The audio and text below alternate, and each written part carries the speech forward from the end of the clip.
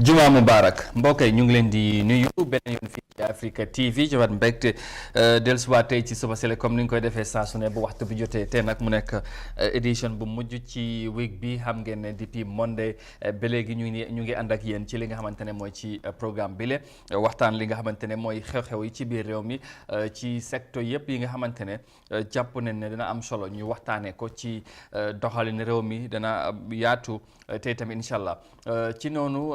xam ngeen ne léegi-léegi ñu dalal ay gan ñu waxtaanee kon ni ma ko waxee li nga xamante ne mooy liy xew ci réew mi waaye tamit surtout wàllum élection bi waaye tey duñ ci yem nañ ci yaatal tamit ci yeneen secteur ci programme bi ci kanam tuuti waaye laata ñoo yegsi ci loolu foog ñu digtaleen suñu ay xibaar ci fànn yu yaatu ci niñ koy defee saa su ne ñu ngi leen di ziar beneen yoon fi ngeen mënta nekk ci biir réew mi ba ci biti réew ci ni ngeen di faree ak ñun di ànd ak ñun saa su ne bu waxtu bi jotee di leen wax jërë ngeen jëfati ci loolu tey ci xibaar yi nañ wax nguuri Japan dañ daal di yeggee Gambia beneen ndimbal bu am solo ci wàllum dund mooy maalo bu ñu yónnee ci fii pour ñu dimbale Gambian si ci li nga xamante ne mooy ci wàllum dund gi kon ni ma ko waxee nañ ci yaatal bu baax ci report bi nga xamante ne nañ ko dikt ne leen ko indi léegi ci xibaar yi nañ ci wax tamit ba léegi ci wàllum ndimbal ak tamit maalo wala li nga xamante ne mooy nguuri Gambia fas nañ yéene ko door ci maalo bi nga xamante ne jógee ko na Japan ñu war ko distribute mooy tasaare ci biir réew mi pour Gambien si mun koo jënd ci price yi nga xamante ne wala si njëg ji yomb wala njëg yi nga xamante daal dina nekk li nga xamante ne mooy lu oyof lay doon ci Gambien si loolu tamit nañ ci ñëw nañ ci taftal wàllum kaaraange ak police bi nga xamante ne ñu ngi taxawaay bu am solo pour gis ne jàmm sax na ak dal ci réew mi ci noonu ñu am ay nit yi nga xamante ne ñu ngi doon yëngu ci yëngu li nga xamante ne mooy ci wàllum fake money mooy xaalis ñu ngi doon defar xaalis bi nga xamante ne xaalis bu bon la ñu teg leen loxo nag ci niñ ko waxee su ko defee ñooñu ci niñ koy defee ak seen doxalin loolu tamit ni ngeen ko dégg ci biir xibaar yi loolu ak leneen incha allah nañ ko gën a yaatal ci xibaar yi waaye tamit nañ ci dalal suñu ay gan ñu waxtaanee secteur yu am solo ci biir réew mi su ko defee ñu gërëmaat leen beneen yoon. Well, viewers, again, welcome to the week's ending edition of the Good Morning Africa program right here on Africa TV, and wherever you are, thank you so very much for joining us again. And we are very much happy to be back as we get to the final edition of the week. And of course, as always I say, and we do, we always want to end the week on a very high note as we get into the weekend. And in that regard, we have some very interesting lineup again this morning. We will of course give you the studio stories as always we do, and then welcome our guest so we can discuss on very relevant and pertinent issues in the country, in different sectors, in different areas of development. So you can stick around for that. And we say Juma Mubarak, being Friday. Once again, wherever you are, we say good morning or good afternoon if you like. And thank you so very much, as always, for joining us. And let's start with our first story, again with matters of, well, donation or support from Pakistan to the Gambian government with regards to rice support and all that. So we'll get that story now and then get into other stories later on as we move on. Now, the government of the Gambia on Wednesday received a donation of 100 metric tons of rice from the government of Pakistan. The donation, according to the officials, was made to express support to the Gambian people in the wake of food shortages. And here's more details of that in this report by Fatmata Kasim. Latest figures appears to show acute malnutrition at 10.3%, while 23% of children are stunted or small for their age. The Gambia's poverty rate remains at 48%, while food insecurity has risen from 5% to 8% over the past 5 years as a result of weak food production system and the effects of successive shocks such as drought and floods. In 2018, the Gambia suffered another drought leading to a food security emergency. The Pakistani ambassador to the Gambia said the donation was made to support the Gambian people that have been affected by the food shortages. As you know that we have assembled here to express our care and support to the Gambian people who have been affected by the food shortages, initially due to the 2018 drought, and later due to the COVID-19 pandemic related slump in economy. So in these circumstances, the government of Pakistan has decided to gift 100 metric tons of rice to government of Gambia. The gift of rice is being handed over to Gambian government in this ceremony today. This gift of rice not only reflects the brotherhood between the Pakistani and the Gambian people, but also displays the responsibility and the commitment of the Pakistani government towards our African friends. We hope that this small gift will contribute to the Gambian government's efforts to ensure the food security in Gambia. While receiving the donation on behalf of the Gambia, the Secretary General and Head of the Civil Service, Noah Toure, thanked the Pakistani government for the laudable gesture. It is a laudable gesture and we highly appreciate it because the donation will go a long way in helping us deal with the food shortages that has been experienced in some parts of the country, especially due to the COVID-19 pandemic. The rice will show you that it will be passed to the people who need it most, and we want to express our sincere appreciation and gratitude. This is just one area of cooperation between the Gambia and the government of Gambia and the government of Pakistan. There are other areas which we are aware of, in which cooperation is happening, in the area of foreign affairs, in the area of defense, in the area of security. These are all very good, especially in the area of agriculture, which we appreciate so much. And we hope that the cooperation, the level of cooperation will grow further and strengthen in the years to come. In July 2020, the WFP Gambia embarked on supporting the government to shift from face-to-face approach to remote data collection to ensure continued monitoring of the food security situation of households and market prices in the Gambia during the COVID-19 pandemic. The continuous mobile data collection covers all the regions in the country. According to reports, there has been stability in the food security situation, with the growing trend of households showing improved food consumption.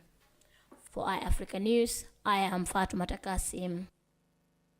Merci beaucoup, Fatoumata Kassim, there reporting. Of course, rice donation there from the Pakistani government to the Gambia. Of course, this rice meant for support for the Gambian people. So we only hope that the rice will get to the right people as, we continue to wake up from the COVID-19 hardships and all that. But then I was just thinking, Pakistan, Japan, a lot of countries have been for the longest time supporting Gambia in terms of rice. So how soon are we going to have that, liberty in terms of right production as a country? But that probably we have seen the government start distributing tractors and all that, maybe anytime soon. But it has been a long time we have been hearing of that or anything sort of that sort. So we need to think also in that light. It's always good to have such kind of support from other countries, especially the likes of Pakistan and Japan, and it's greatly and highly appreciated, I have to say, because of course for one reason or the other, Gambian people need this support and rice in particular. So that's quite important. But we also as a country, we need to make sure that we do more than we are doing right now as a country to make sure that we will improve right production in this country. That's quite important as well. Su ko defee loolu mu nekk lu am solo ndimbal bi nga xamante ne jógee ko na ci nguuru Pakistan yegg si réew mi pour dimbale Gambian si ci wàllum dund kon ni ma ko waxee gis nañ ne maalo bu bari la te saako yooyu dañ ko war a tasaare ci biir réew mi dimbale Gambian si surtout néew ji doole gi c'est loolu dafay am solo waaye nag te kon ni ma ko doon waxee jot na ñun tamit ñu gën a taxaw defarwaat mun a bay maalo bi nga xamante dina doy.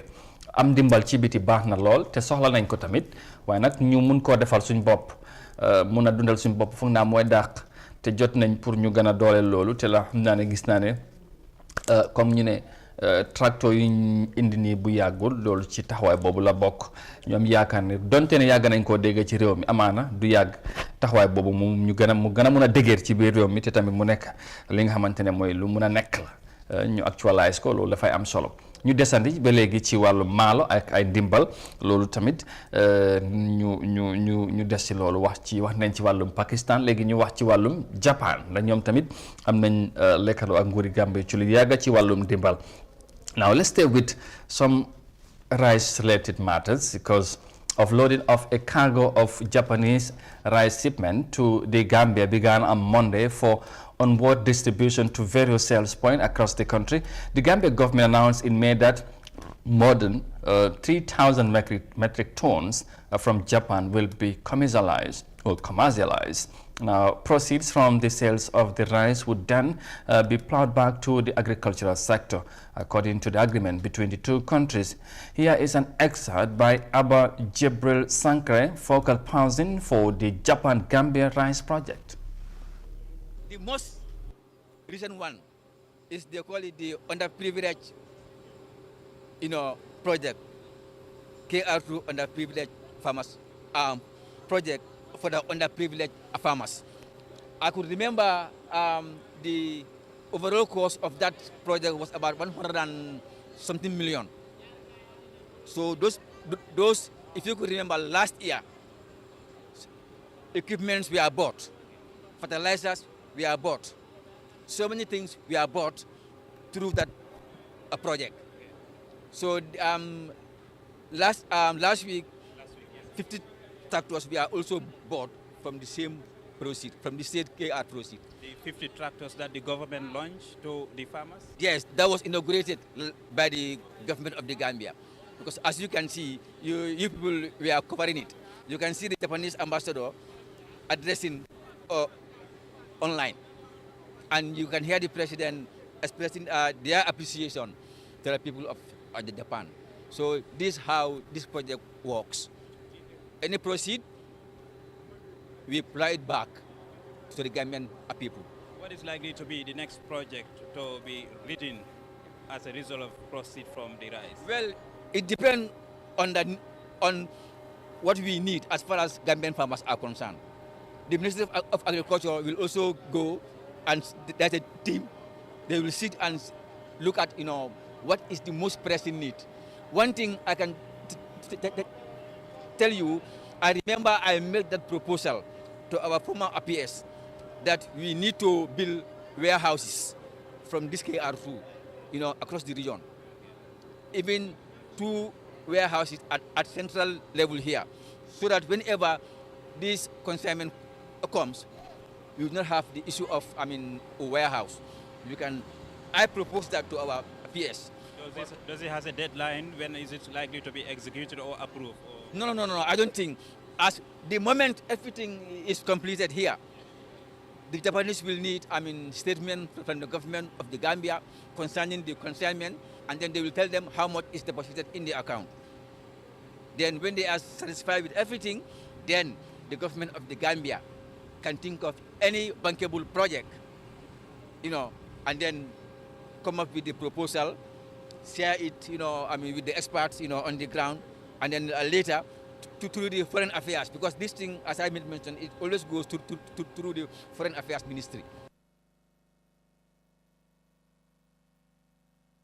Yes, another development there also, as far as rice is concerned. This one is from Japan. I was just talking about the one from Pakistan. Now, as you heard from that excerpt there, of course, the focal person of the Gambia-Japan rice project, talking about the project itself and all that. So it's very important that these supports are coming into the country. But equally, Gambia as a country also, we need to pull our socks and then start, improving on the side of rice production, like you said. So the, of course, 3,000 metric tons that are being donated by the Japanese government to the Gambia also are going to be commercialized, as the Gambia government said, announced last month. And of course, then the proceeds would be plowed back to the agricultural sector, because that sector needs more support. It has to be boosted so that we can improve the quality and quantity of rice production in this country, especially in this area of rice production. So that's important, because Gambians more or less, needs more, rice, I think, than any other thing, because we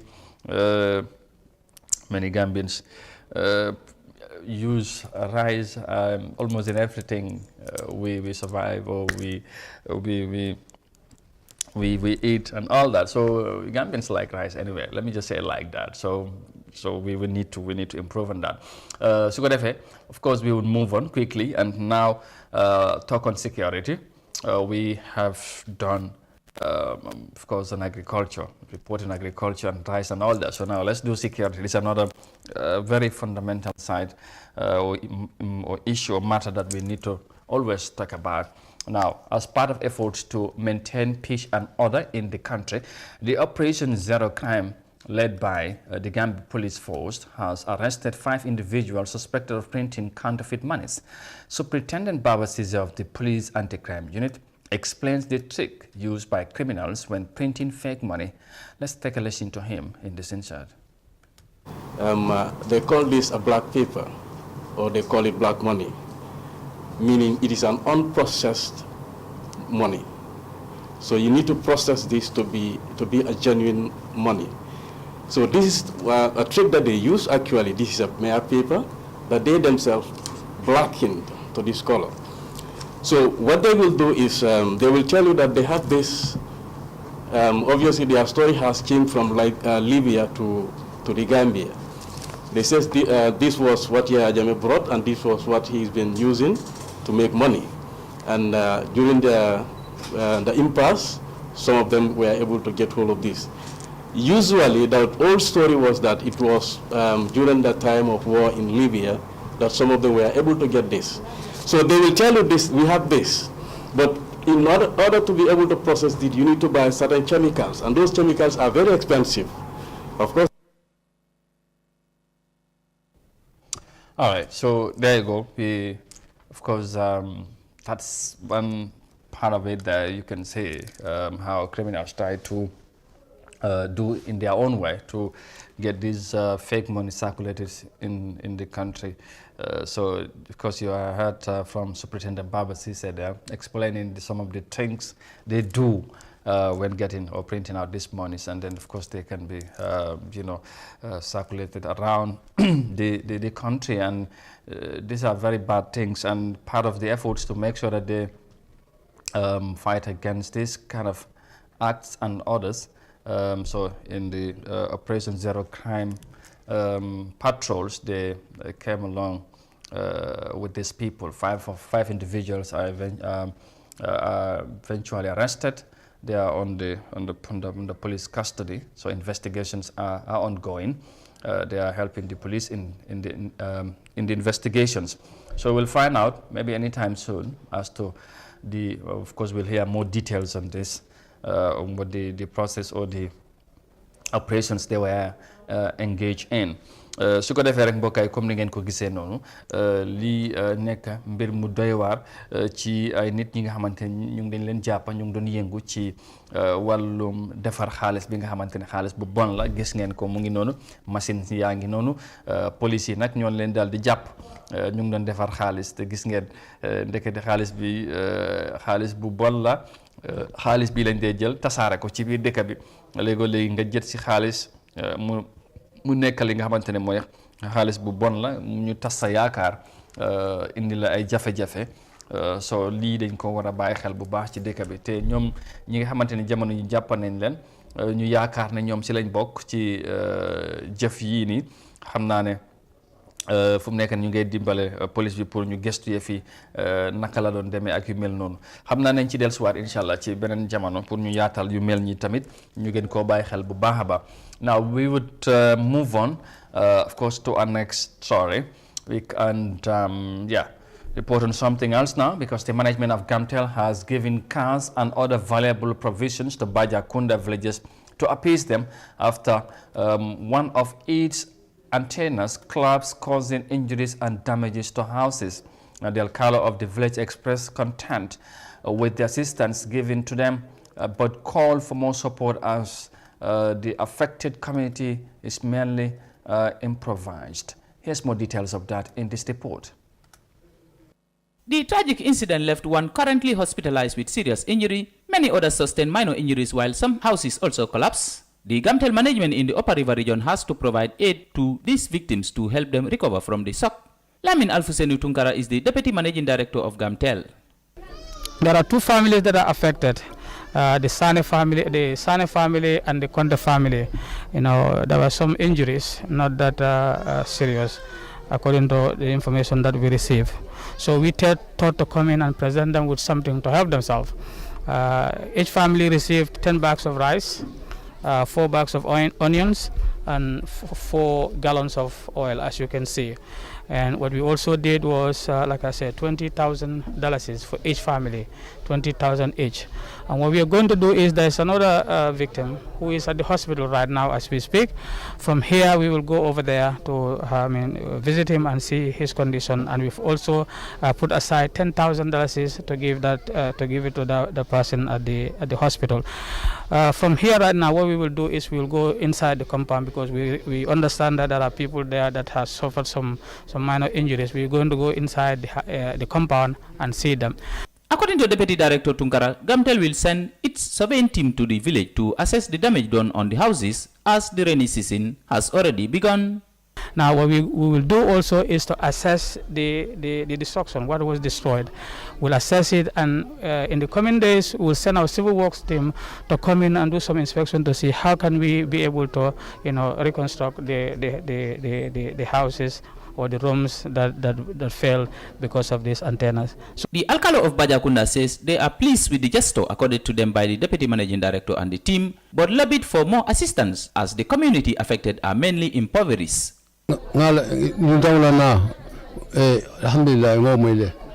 We are grateful to Allah and we welcome the visitors. We are pleased in receiving them, but the disaster that struck us, let them understand we share the grief. It has affected us, but it affected them too. And that is why we converge here. Thanks to Allah for the assistance they brought, and we are grateful for it. What is left now is to make more supplications and let them help us because we are poor people and we still seek for their support. Thank you all. This incident happened last Thursday night, and according to Lamin Alfuseni Tunkara, the said antenna belonging to Gamtel also runs services for Comium, QCell and Afisel in the area. He says officials may consider relocating the antenna to another location if it poses danger to people, but this, he says, will be done in consultation with the villagers. Reporting for iAfrica TV, this is Omar Ahmadu Toure. All right, Omar Ahmad Toure reporting there in what was a very unfortunate incident there that happened in Bajakunde, Basse, in the Upper River region. But Gamtel, one of their antennas fell down in a home, and of course they went there to extend some form of support to affected people, which the Carlo did, and content with the support, but people that are affected, this support. So difficult. So that would only mean, they would need more support to better their situation as it happens right now. So there you go. Very unfortunate thing there, like I said. Su ko defee comme ni ngeen ko gisee ci report bi xew-xew bi Bajakunda la woon foofu ci biir Basse Upper River region mooy Tundi Basse. benn nag Gamtel seen antenne yi mooy seen antenne ñoo taxawal moo daanu ci ay néeg of course ay kër am nag ñu ci loru am gaañu ak yooyu waaye sant yàlla comme bakkan rotut fa waaye tamit Gamtel ñu jóg dem yeggale ñi nga xamante ne ñoom ñu am jafe-jafe yooyu am ndimbal loolu nag ci alkaalo dëkk bi rafetlu ko lool waaye tamit ñaan ndimbal bi mu gën a yaatu ndax ñoom dañ ko soxla surtout nag ci jamono bi nga xamante ne nawet bi sore tuuti tamit jafe-jafe yi bëri xam naa ne lii bu dalee seen kaw dana gën a métti ci noonu ñu mu profito ci gërëm Gamtel waaye tamit dal di ñaax kilifa yi pour ñu gën leen jàppale ci ndimbal yi loolu xam naa tamit ñeneen ñu ko mun ku ne mun na leen bàyyi xel bu baax a baax mu nekk lu am solo mu ngi noonu loolu moo ndar keppal li nga xamante ne mooy xibaar yi tey ci suba si la fii ci Africa TV seen programme bi di Good Morning Africa tey di ajjuma yemook fukki fan ak juróom-ñett ci weeri June 2021 xam naa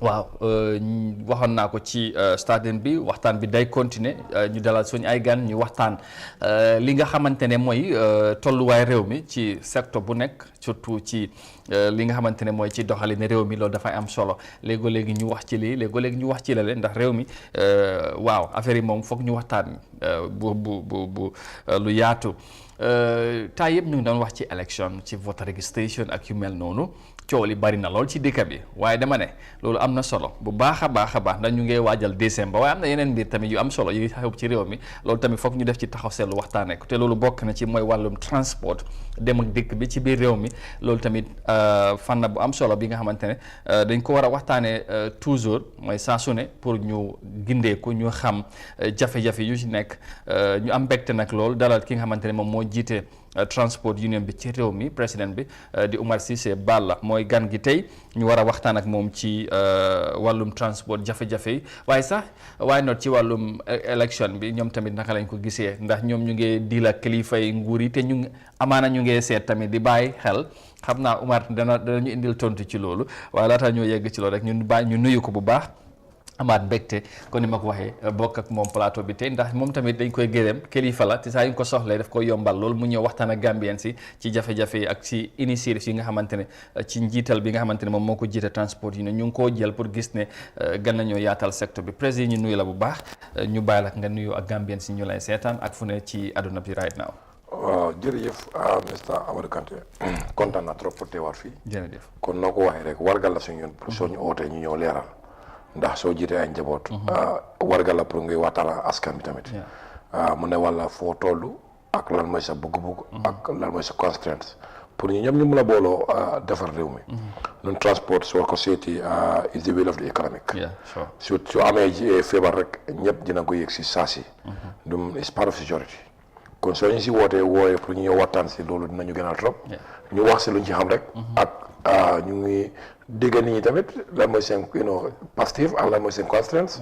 so da su ñibbee ñu mën a toog ak kilifa yi ndax ñun am na opportunité pour mu xool ne sari kilifa yoo xam ne ñoo nga transport bi. gis la yëmbal nañu lool. du yaakaar naa pour ñu waxtaanee pour ñu mën a indi recommandation yoo xam ne dina mën a demal rek mais loolu wargal ñëpp la. absolutely am na solo su ko defee mu ngi noonu ci noonu ni mu ko waxee ñu gërëmaat ko beneen yoon kilifa la kon ni ma ko waxee soo su ñëwee pour ñu waxtaan ci loolu dafay am solo bu baax pour ñu laal ci point yu bari dana ci bokk li nga xamante ne bu ñu waxtu maye nañ ko ci boole of course nañ wax point yu bari ci général yi transport bi du moo doxee si réew mi waaye wàllum paas yokkute paas mi yokkute li nga xamante ne mooy essence loolu tamit jur na coow ci dëkk bi ak yeneen yi nga xamante ne secteur banque ko dund waaye right now ñu ngi ci période bi nga xamante ne mooy période bu am solo ñu ngi waajal elections ñu dégg ñi nga xamante ne mooy aspirants yi ñoom ñu am yéene pour bugg a jiite réew mi for the next 5 years gis nañ secteur bu nekk wala political party yu bari ñu ngi fi am nañ ay li nga xamante ne mooy ay li nga xamante ne mooy naka la tuddal sax ay candidates yu bari ñu ngi taxaw pour bugg a jiite réew mi léegi nag ci loolu da ngay gis ku nekk yaa ngi wax ci programme waaye transport bi nekk na secteur bu am solo ndax ñu ngi koo sooraale ndax ñu ngi koo bàyyi xel loolu bugg nañ sax ñu dooree loolu ak presse xam naa ne du yëfi politique waaye tamit ci la bokk ndax gaa ñu ne lépp lu ñoo doxal ci politique lay bokk ne tamit da ngeen di seet intérêt ndax gis nañ fi jamono yéen ak nguur gi noonu affaire bi xaloon naa dang demal maa ngi ñëw ak yu waxtaan bi ngeen bëggoon ay recommandation yi ngeen yóbbuwoon ak yu mel noonu ba léegi am na lu sotti am na lu sotteegul fu mu nekk ni ñu ngi utali décembre élection bi lan ngeen nekk di bàyyi xel ci political climate bi ci candidate si lan la nekk di wax am nañ ay political parties am na ñi nga xamante ne mooy ay individuals yu taxaw bugg a wone pour jiite réew mi naka ngeen nekk di read situation bi right now. comme noo ko waxee politique moom ñëpp politicien lañ. ndax politique xaaj naa ñun ñoo ko ñaawal rek ba ñaawut. definitely. ndi yàlla sax daf ko wax si alquran ne wa makru makrallaahi wallaahu xayrul maakirin. absolutely. kon soo fekkee ne loo gis politique fa nekk pexe.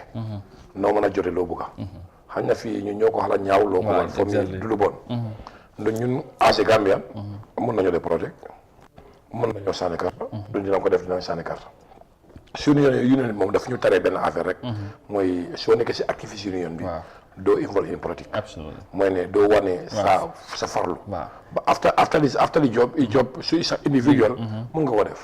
ba si so yaay si mission union bi mun loo ko def. mel ni ñoo bokk benn cadre. waaw ñun tam suñu liggéey bi noonu la tere. foog nga teddee njaaxaan. doo si boole diine. loolu moom région ak politique moom dañ ko si génne. after the event moom you can do it because that's your constitutional mandate. ba réew mi ni nga koy seetlu moom am naa si les several interview mooy Gambie ni nañ jóg xool. réew mi ñoo ko moom. su doxalee ñoo ko mën a yóbbu su yàqoo ñoo ko mën a yàq. donc what most important ku nekk dafa la jox ownership maa moom réew mi. ku nekk fii léegi man maa mën a toog le président bi as of now benn per rek moo gagné le président. absolument donc per boobu mën naa doon soo boss mën naa doon soo boss. benn per moo mën a ñàkk le président bi mën naa doon sa boss mën naa soo boss. kon ku nekk soo amee feeling boobu kon lu mën a advice spécialiste su man ndaw yi muy driver yi. bi ko ñun yàlla ñu may benn côté. ñun suñu driver yëpp amacoo nañ pour ñu sànni carte. all the commercial drivers màccoo nañ pour ñu sànni carte. because loi dafa ne 18 years above. soo ba 18 mën ngaa sànni carte. lu ñu suñ commercial sector they are all more than 21 years. because ku am commercial yaa below 21 years. yeah sure. ñun they are all Gambians. according to the law. du yaakaar noonu la fa tëddee. kon ñun ñëpp màccoo nañ pour ñu am war naa suma discussion ma ne we are not a politician. ban léegi seen problème bi yéen a ko ma sol seen bopp. mooy seen problème nag muy seen loxo. mooy seen vodas card. soo yëpp ut ko. ngeen ne ko leen bëgg ko leen fi ne moom la yor réew mi. ngeen jox ko ngeen seen baadu gañe suba ngeen mën a ko jaay ko seen agenda bi. loolu leen bëggoon. like your president. your national assembly member.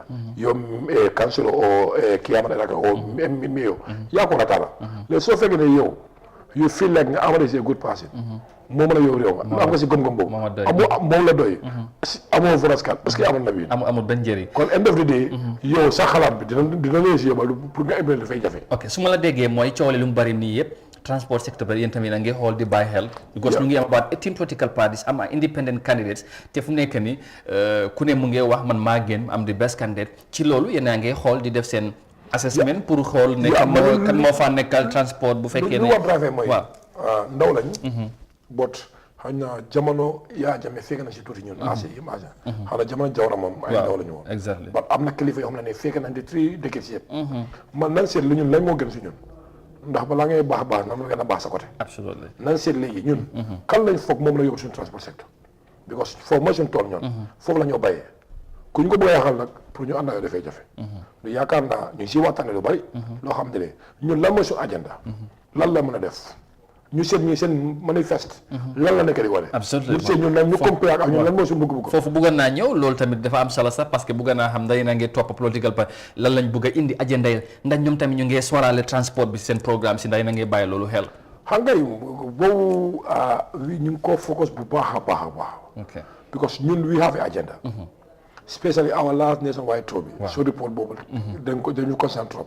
so ñu yëpp ñu ngi xool seen manifeste. ñu ngi toppa bi ko manifeste bunde la. ñu ngi xoolal seen toppa. bi ko bind moom ñëpp mën nañ ko. waaw absolutely. waaw ba ñu ngi see yow li ngeen nekk di waxee lan because ñun su waxee automatiquement su mun nga koo jàng nga xam lu nekk si moom. so yëpp ñu ngi ko discuss. suñu xoolee ñun suñu amee yaakaar. well we cannot go plain but nga wax suñu nit ñi de. waaw ngeen de kii moom am na si moom yaakaar la. influence. waaw we can lu woon lu ko nëbb. because suñu njaboot bi. ku leen di foog nga fa seetlu ngooñ. amal ñu naan ba jéej bi fer. suñu njaboot bi. soxla na lool. ñun soo seetee we Gambia we are talking about employment. bon dama ne informal sector special transport. lu employé Gambia kenn employé ko. ba nit yi du nga ko dee count. ban ñu ngi ko count. informal sector special transport. lu employé lu mu joxee liggéey tey c'est le Gambia. ku ñàkk ku sa doom bi teex. dëggal bopp. foog nga yóbbu. garage ñu dem ñu transforme ko def ko nit. bi mu commencé laa dimbale. kon sëñ. ñun day yow. ñu jël waaw secteur boobu soo seetee driver bi. ñun all civil servants. end of their career am nañ pension. driver rek ñoo am si kuréel boo xam ne ku dem ba ñàkk liggéey. nga mën a fomm dépense si àdduna bi ñun ñoo ko am. mu ne dem driver yow amoo liggéey. driver nga amoo liggéey. soo dee métier nga amoo liggéey. nga mën a xëy am foo xam ne soo di nga ñibaa dépense. ñu rek ñoo ko am. mu leen farata. definitely driver boo xam ne dem na ba am gàllankoor. mu loolu trop dawal ngay xëy di am dépense nga ñibbi ñun ñoo ko am.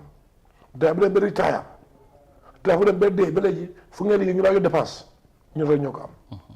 kon secteur bu am solo te secteur bu yaatu kadi so secteur woon na office benn office benn position ñaar ñetti ñu ko dee yor mooy driving di nga am siruman nga am apprenti nga am driver nit ñëpp si benn place la ñu yaakaar absolutely kon loolu dafa create lot of employment ba nit yi xamuñ ko ñun ñoo ñëw soo leen bàyyi kër la ñoo ñibbi ñun kër boobu la ñoo fiit ñun kër yu bëri la may teelu di 800,000 people yoo xam ne di Gambia dafa fa moto moo leen di dundal 800,000 people Gambien la moto moo leen di dundal because fii kër boo mën a dem soo compté 1 2 3 di nga fekk benn taxi bu leen di dundal seen dem mu ne mooy yor pour dépense. est-ce que léegi doo leen dee film comme like ngeen film ak loolu yëpp secteur bi nu mu amee solo ci réew mi contribution bu moo def taxawaay bu ci kilifa war a def surtout nguur yi. non def day xalaat des. est-ce que loolu du leen dee fil budget waaw di leen dee waaw exactly waaw leen fil budget dëgg because secteur bi suñ si taxawoon Gambia fu mu toll dina fa passé la may teel wante in transport xañ naa ñu bari ñu ngi ko jàppee like just exactly dem yaa ngeen ñëw ni ba transport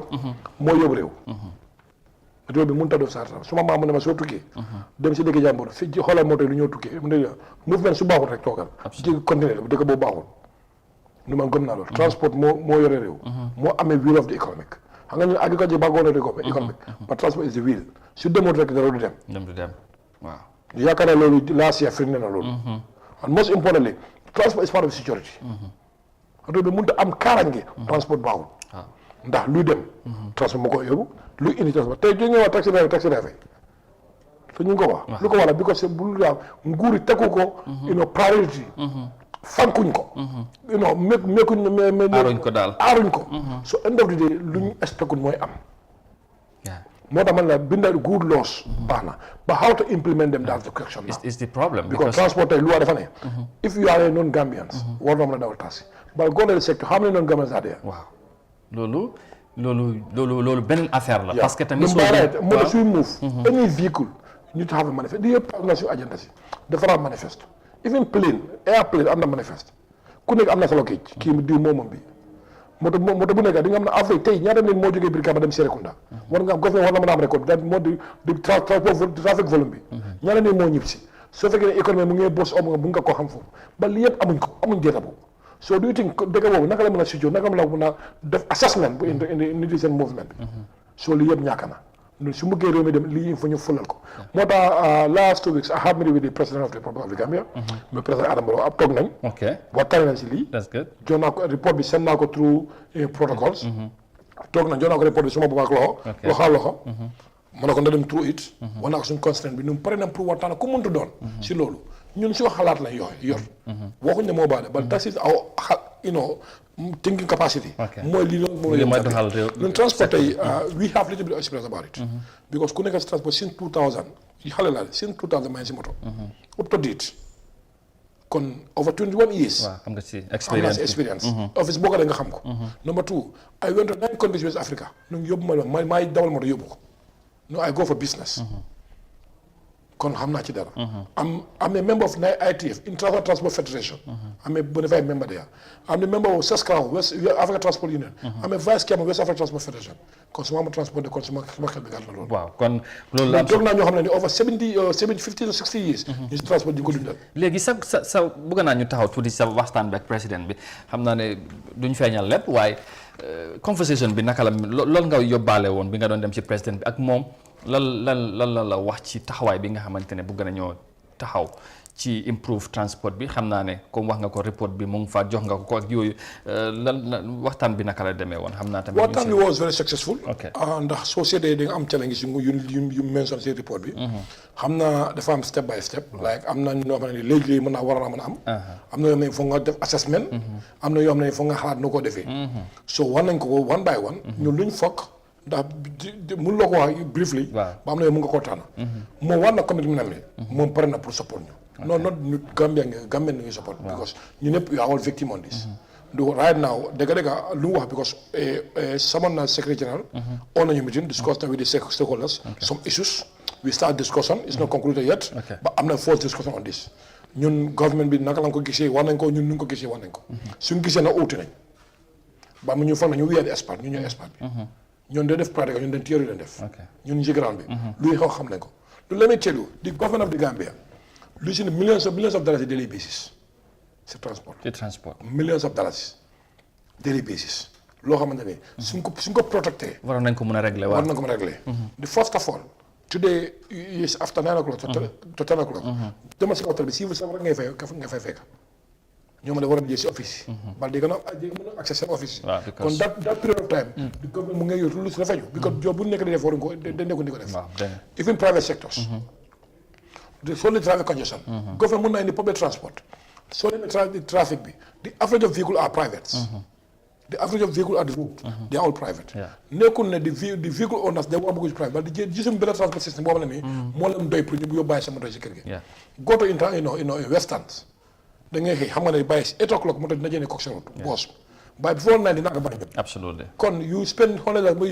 boobu muy far better than nga fay 300 bëgg si traffic congestion léegi boos bu nekk dina jël like 30 people or 40 people that 40 people demal si moto yi su gën a bëri ñaari ñetti moo fay nekk comme minus na 30 moto si kaw tali bi su ma tali ma soo ko mën a fay nga ji nga space bi that's the public transport government war na ko mën a create employment léegi dama jox man xam naa su ma jógee suma kër Brikama di dem Banjul within by 7 dinaa fekk boos bi si boo stop bu ma yóbbu ay comfortable am naa good transport by 9 dinaa ko Banjul like by so waaye lu may fragile woo sama moto so I'll save that cost mu nekk suma account bi ba lii moo tax nit yëpp bëgg a jënd because transport challenges the regulation bi is not there the management is not there léegi daf nekk ay nightmare nga war a jógee ko Brikama dem Banjul jafe-jafe even soo amee sa own moto alone man sey soo ma jox commercial vehicle like manual vehicle pour ma def dama dee sona it will take me 2 hours to Banjul this is too much less than 30 kilometers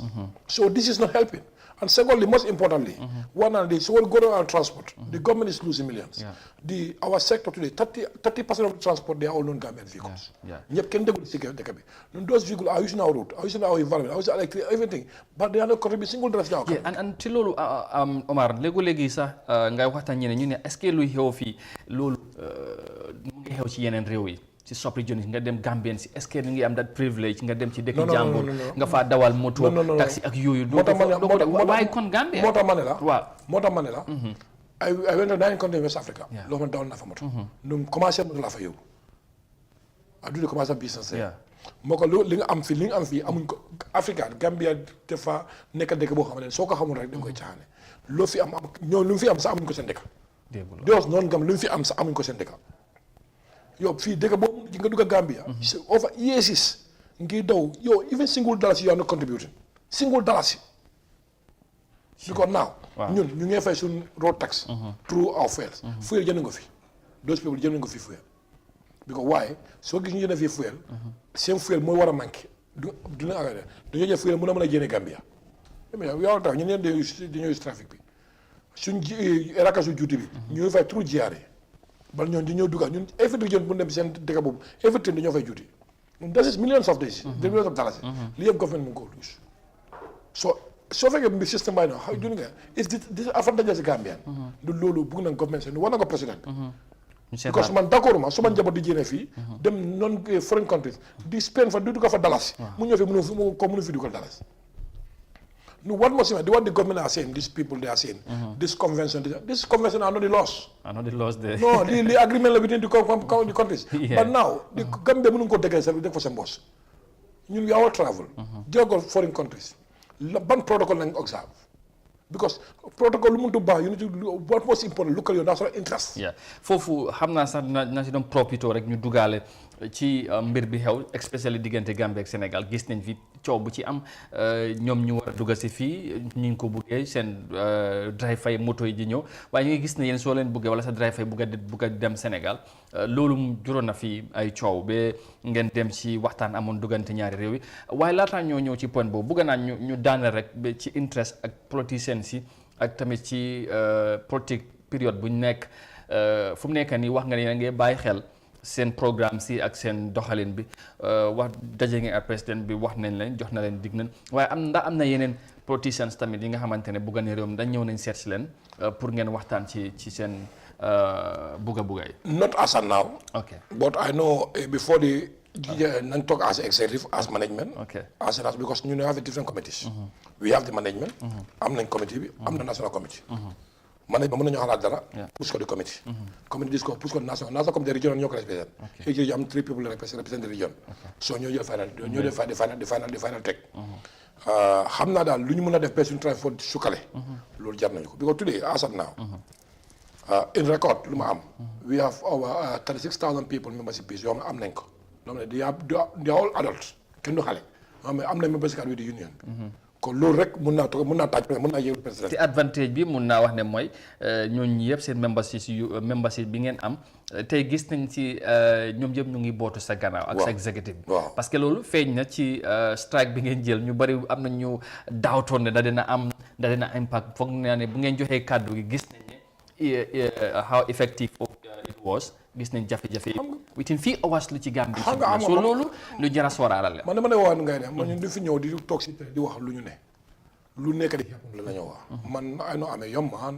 ñaakuma dara ñaakul ma ba du ma fi ñëw di wax fi na naka su dul noonu teguma ko fenn xale bu ndaw démb laa jóge banque maa ngi fi accident 12 si guddi noonu tey su ma fi jógee maa dem am na yàlla may na ma kattan bi so time bi laa ko war a liggéey du ma toog si office bi di wax ne nii man suma office soo fa demee suma 1 week du ma fa toog suma tànk 1 week du ma fa dugg suma tànk du may si ground bi xam na ne coono driver laa bëgg a xam lu ko yaakaar xam naa ci because man driver laa woon before this job no after this job I go back to driving loolu laa ñëwee as a professional loolu laa fa ne man loolu laa yaakaar moom mën a dundal suma famille bal dëgg ñoom pare nañ dugal si la because mbir du may ko noonu mën dem lu ñëw rek teg suñu kaw ñëw teg suñu kaw just like that we cannot accept this nu mënuñ ko accept discussion mu ngi yow lu ñu gom mooy dialogue because suñ njaboot sax dañoo wax ne ñun they are very lenient loolu la ñu wax ñun loolu la ñu wax de ñun daal ñu waxtaan gurre waxtaan nu ko loolu lañ gom dialogue parce que su dialogue dem ba xam na ne bii sees na we take another action even right now ñu ngay wax lu nekka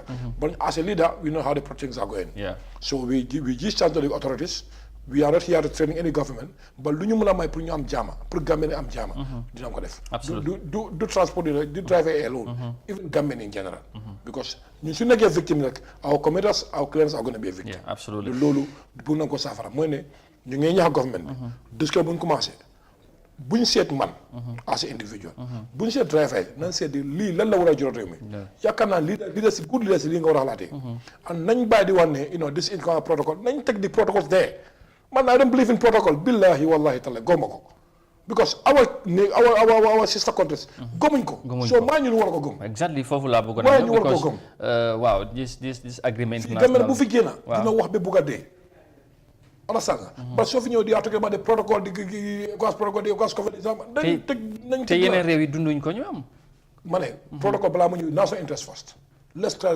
lii lu ñoo def nii lan la war a jural Gambians absolutely loolu eventually comme ni ma ko waxee nañ yegg si point bi ma doon wax mooy li Gambie dunda fii nii rek parce que Gambie ak Sénégal daanaka benn réew la waaye nangutu amoon na initially ba ngeen jox li nga xamante ne mooy agreement sign documents yi waaye ñu gis ne pour driver Gambie jógee dem Sénégal gis nañ fi several times ngi jëm ba Kaolack wala balaa foofu sax ñu stop leen ak yooyu soo yu mel noonu te ñu gis ne ñoom dañoo ñëw yeneen driver yi sax jógee Guinée Bissau ak ba Mali ñëw fii te jafe-jafe du mel noonu comme Gambien si ñoo dundal loolu war naa tax nit mu laajte lan moo xew lan moo tax mu war a nekk Gambie ndax suñu réew mi dañu complacent ba ëppa wala lu ñu nekk réew bu ndaw la ku nekk dafaa ñëw bugg a jël advantage ak yu mel noonu presque yooyu tamit xam naa ne foog ngeen bàyyi ko xel am naa ne yéen koo bàyyi xel sax waaye loolu tamit lu jar a seetaan comme ni ñu ko wax protocole si ñoo wax Gambien si bugg na ko respect wala bugg nañ ko respect waaye soo demee ci biti loolu nekku fa waaw xam nga lu si nekk Amadou it's very sad this past months am na philanthropy ñëw suma office from foreign countries ñoo bëgg si invest transport transport company nu modern transport company ñoo bëgg a invest bal seen interest mooy di sub region bi but now our situation bi may leen ko rek ñimi nañ sax we have series of discussions with the other ministry but now ban garantie nga jox soo ñoom di nga mën a accès Sénégal waaw ñun soo mën a accès ak Sénégal da nga ñu Sénégal soo ko accès suut rek ba doo mën a dem si beneen réew waaw fàtte ko soo fa moo tax yeneen du ko dee try sax waaw because Sénégal is mooy challenges bi nu man gisuma any sign loo xam ne lii dina mën a génn ensemble gisuma ko unless ñu leen teg fa tag gisuma any sign. Because last year am na discussion with the president committee. war na ko fem leer na dee na fa. ñoo président conclure nañ ko. Covid ñëw Covid génna. tey la suba la ministre bi dina leeta ba tey ñu ne amul response. ba léegi. ba tey loolu ma jël foofu c'est man I have a problem. Because after bu ñu starté. war naa driver mu ngi jël permit. Driver jël du ko ne seen xaalis. jël seen permit. Up to one almost 2 years now. gisuñu dara. léegi these days ñoo na si office bi last early this month. ñu ne soxla seen xaalis. they have quartered jël seen xaalis. because mënuñoo dem. so within the period that 3,000 4,000 5,000. am na lu mu mën a jur. so ñu di man bu ma demee ministre yi gis ma si loo xam ne nii sign na ministre lu mu wax bind na Sénégal through foreign affairs ba léegi amul reply. so it's tout ça. man gis ma si any sign loo xamante ni. dina mun a génn système. est-ce que loolu bokkoon na ci li nga waxtaan nga président bi tamit bi nga dajale. mooy suma agenda suma protocole bi. suma protocole bi suma report bi. moo nekk top. moom loolu xam na lu mën a jural Gambia. xam na barki dem am na benn maintenant léegi bu ñëw sama kër right na am na boss yu am. understand bu ko daw fii ba Sénégal Mali. boo fu na boss yi ay taxaw. mënut a dem. waaw loolu affaire la. parce que tamit soo léegi nga toog fii nga dégg ay advertisement dogguma la sax mooy ñuy wax ne ku bugg a dem Mali ku bugg a def Ghana ku bugg a dem Nigeria sax am na moto yu convenient su war a dem. waaye léegi go to check those vehicles. none of them are Gambian vehicles. xoolal loolu rek. jëmal check none of them are Gambian vehicles. kenn du ñoom xanaa ñoom lu mu apply ñu mën ko apply. loolu mooy affaire bi nag. loolu that's gonna create employment. loolu dina mën a ginoo ñu mën a siyaa market bi. ñu mën a siyaa interest bi. but Sénégal that's not their interest. ba léegi Sénégal lu ñu def Gambia léegi we gonna call Sénégal here.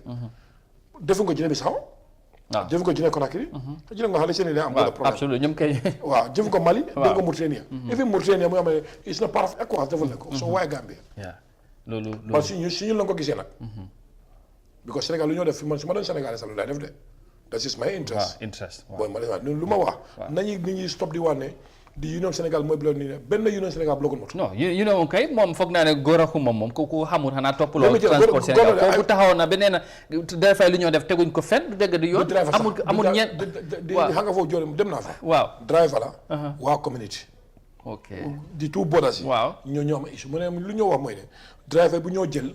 dañoo client yi war a jógee Gambia dem foofu ñu seen moto la war a jël. dafa mel ne ñun moom amul bis man bu ko doon as because si liggéey soo fekkee Gambia léegi ñoo jël passenger fii yóbbu ko Sénégal ñoo seen jigéen ñoo jaay si marché bi ñoo jaay si restaurant yi ñoo duñ jaay xoolal nationalistes ñoo wane xanaa ñun amuñ boo am nañ garage si kaw frontière bi absolument xanaa ñun dañoo romb seen garage bi du ñëw fa seen boss yëpp seen bagage yëpp ñoo ko indi GRS lu si millions of dollars daily basis ndax petit vendors yëpp 1000 2000 ñoo fay kenn fayatu ko léegi look at that but xam nga soo waxee dis authorities man I don't know bu ko réew dafa des nag Gambien yi bëggoon su réew loolu because Sénégal dafa am benn issue nekk lu ma def man nañ si ñoom loo xam ne man dama ko admire soo fekkee ne yow Amadou Kandé yaay def loo xamante ni is lawfully ba intérêt Sénégal soo yoon nekku si yow definitely si yow bugguñu laa gis sax loolu moom luñ la bañ a bu la si interview yow xoolal civilian jógee si kër gi lekk ceebam bépp suur taw dem bale télé bi ne kenn du fi yàlla police di la wax dama nekk soo ak moom non loolu xam nga loolu Macky Sall moo ko yónni. definitely loolu moom. loolu doy na waar moo tax ma ne waa ñu la gaa def si boode yi Macky Sall moo leen ko sant. konoon mu ñeme wuñ ko de. di nga yàqal waa Sénégal maanaam yow dama fi jógee dem baale télé bi mbaa para du ñu fa fekk. definitely soo su nga ko defee kon léegi lu tax ñooñu taxaw di ko def. ñu dina ko sant Macky Sall moo leen ko sant. dara xewut te lu ci gën a ironie mooy because in as much as ñoom ñu ngee def loolu ñu ngee jógee meeting bu yàggul di wane ñaari réew yi am nañ agreement bi nga xamante ne is an official one te gis nga loolu mu ngi tegu mooy exactly waaw ji nga dis agreement amul benn njëriñ li mu tudd trade agreement am na fi gis am naa I have the agreement am na transport agreement amul njëriñ let me tell you Sénégal 2010 let's start with frank to each other indi kayit bi na sign dafa yomba si ñoom but they will never implement it lu ñu implement rek lu ñoo implement seen interest la Cheikh Mohamed lu ñoo implement rek seen interest moo fa nekk te wax nga ko loolu yow da nga ànd ak ñoom parce que ku nekk sa intérêt réew ngay seet. waaw loolu kenn mënu leen su ma doon man sax la. Gambien tamit da war a seet lan mooy sa interest. absolutely ji nga la may tëru. xam nga soo taxee booda. la may tëru di nga nit soo dee deewul si kaw dëgg. ñun daal sooy ñàkk si kaw dëgg. soo taxee booda nga stop booda koo na government bàyyi info ñu bàyyi ñu. ñu tuyee booda within second ñu jaay Tamba wallahi seen pen la ñu fiil pen mu ñëw fi la ñu pili pen end of the day ñoo toog ñu wante dëkk ñu dem.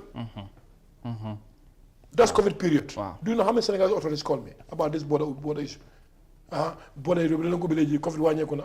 Because that's an interest. Because su border su gars commencé toon rek. dafay yokk ak cost. Casamance bi. Definitely. daf ko yokk. Because driver du dee ci caxa. su yoon bi yokkee mu yokkee pass bi. Anyway. So but right now our government of Gambia nañ seet Gambia interest Gambia. Special Ministry of Transport. ñoo seen protocole bi. Ministry of Trade ñoo seen protocole bi. jël yoo xam ne booba léegi di protocoles bi.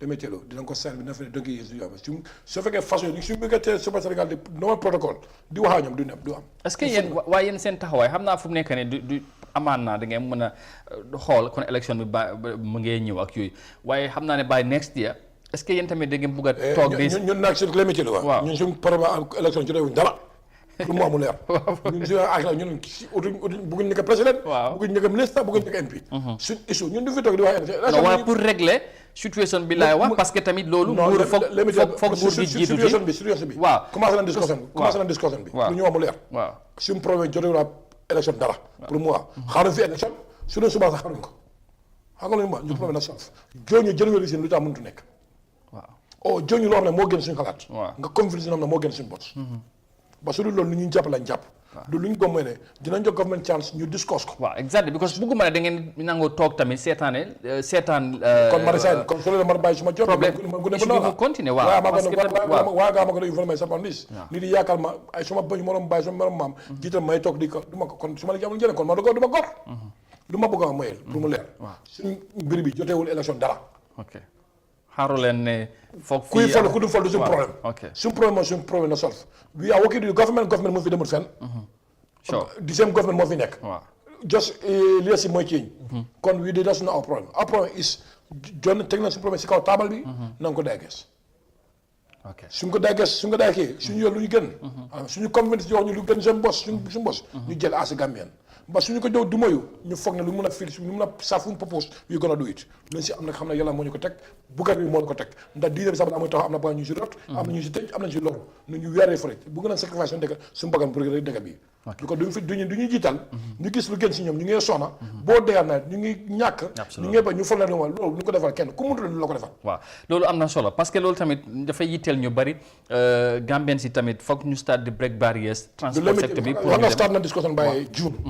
July August xam naa su benn la waaw oo déet oo lii daal moom ma xam naa ko ci kon mu ngi noonu amoon media amoon record ñëpp ñu maa dégg xam naa discussion bi benn Gambie benn bañun fii bi comme ma fii 3 months discussion amoon solution mënut nekk ok soo benn June July August dara xewut nii o maanaa foog ngeen seetaan benn da ci am Gambie nañ fa ñu liggéey Gambie fa ñu jël ci réew mi fa ñu jël ko bañu si ku ñëw ku jàkk sa looy ak jaay sa protocole jëlee sa protocole ñoom njëriñu dara am ñu beneen njëriñ gomuñ ko ñun bëgguñ ku ñëw toog ak ñu woo ay protocole bëgguñ ko déglu yow fi nga toog yow plein nga duga de ñun moo tax la ñoo duga bottu boole yi xam na lu fay daj doo jógee situation dëkk bëgg ñëw buntu xam suma dëkk jël suma économie yëpp ko sekk wala du ma ko def I will never do it my people gonna do it ñun duñ su ñaax kenn ñun pare na xool ko pour ñu jël Gambie moom ko Gambien ñun bu na ko si dal ak tey ba soo fee gis nañ si luñ si wóorut luñ si am jël xam nga jëngaa bon ma problème lu ma commencé Gambien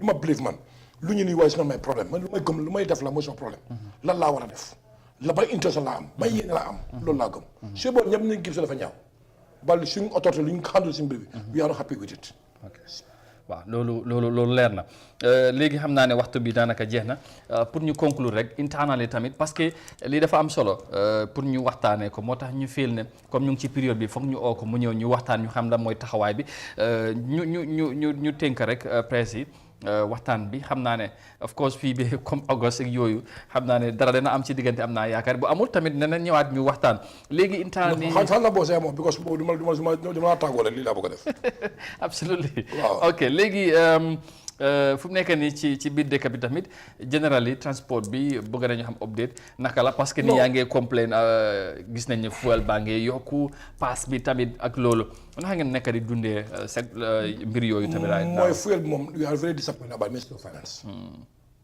man I'm very disappointed about Ministry of Finance bind naa leen just na suma leta bi we not happy with them respond no respond doo mën a toog every fourth day of the month yow ngay ko fuel yow foo ko teg every fourth day of the month fuel dina yoo Gambia ñun da ngay xëy dem si pompe station bi suma driver dañ traité bi ñu ne fuel bi yokk na ñun du la jox benn reason lu tax fuel bi yokk waaw and secondly man Gambia rek laa gis nga am ministre of petroleum nga jox fuel bi ministre of finance naa affaire xaalis ba tax ayo man petroleum are the experts waaw you have minister of health nga yóbbu you know covid test nga ko yóbbu minister of interior du how do it work loolu affaire man foog naa ministre of petroleum daal di expert of the petroleum issues lu ma d'accord mooy ministre of petroleum ñu war a contrôler petrol and these are all issues yi nga xamante ne dañ ko war a tackle along the line yeah these are things that you need to deal with as a ministre of finance moo ngeen mën a régulariser ministre of finance let me tell you ministre of finance moom comme jiyaare na revéré bi ñëw rek na xaalis bi ñëw rek mbaa nu mu ñëw def na des problèmes na ñëw rek but Mitro, they are the expert of the petroleum. You have the Minister of Petroleum. We feel those people are the technocrats, are the expert in that area. You can just feel the CIFCO, the Minister of Finance. Wow. Take this one fi jamono bu ñu wàññi essence bi dañ génne press release wane ne wàññi nañ lu fi musuta am.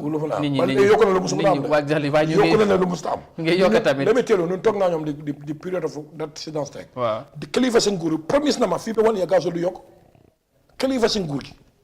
In the meeting, middle of the meeting, mu ne fii ba 1 year gasoil du yokk 1 year jotagul gasoil dem fu mu salem. waaw loolu damay naxaan damay caaxaan di gëm na xale nekkul fii. affaire la teelu ñun asan naa. ji fii na constraint bi suñu driver yi some driver lu ñu nekk def neexuñu ba xam na ne situation bi. they force them to do something wala ne correctly. def nañ proposal tarif jox nañ ko government bi. ñu ngeen déglu. luñ sa mos respond am nañ tout agenda lu nga am si côté boobu mooy. yokk paas bi oo yokk gaz a wàññi ak essence bi.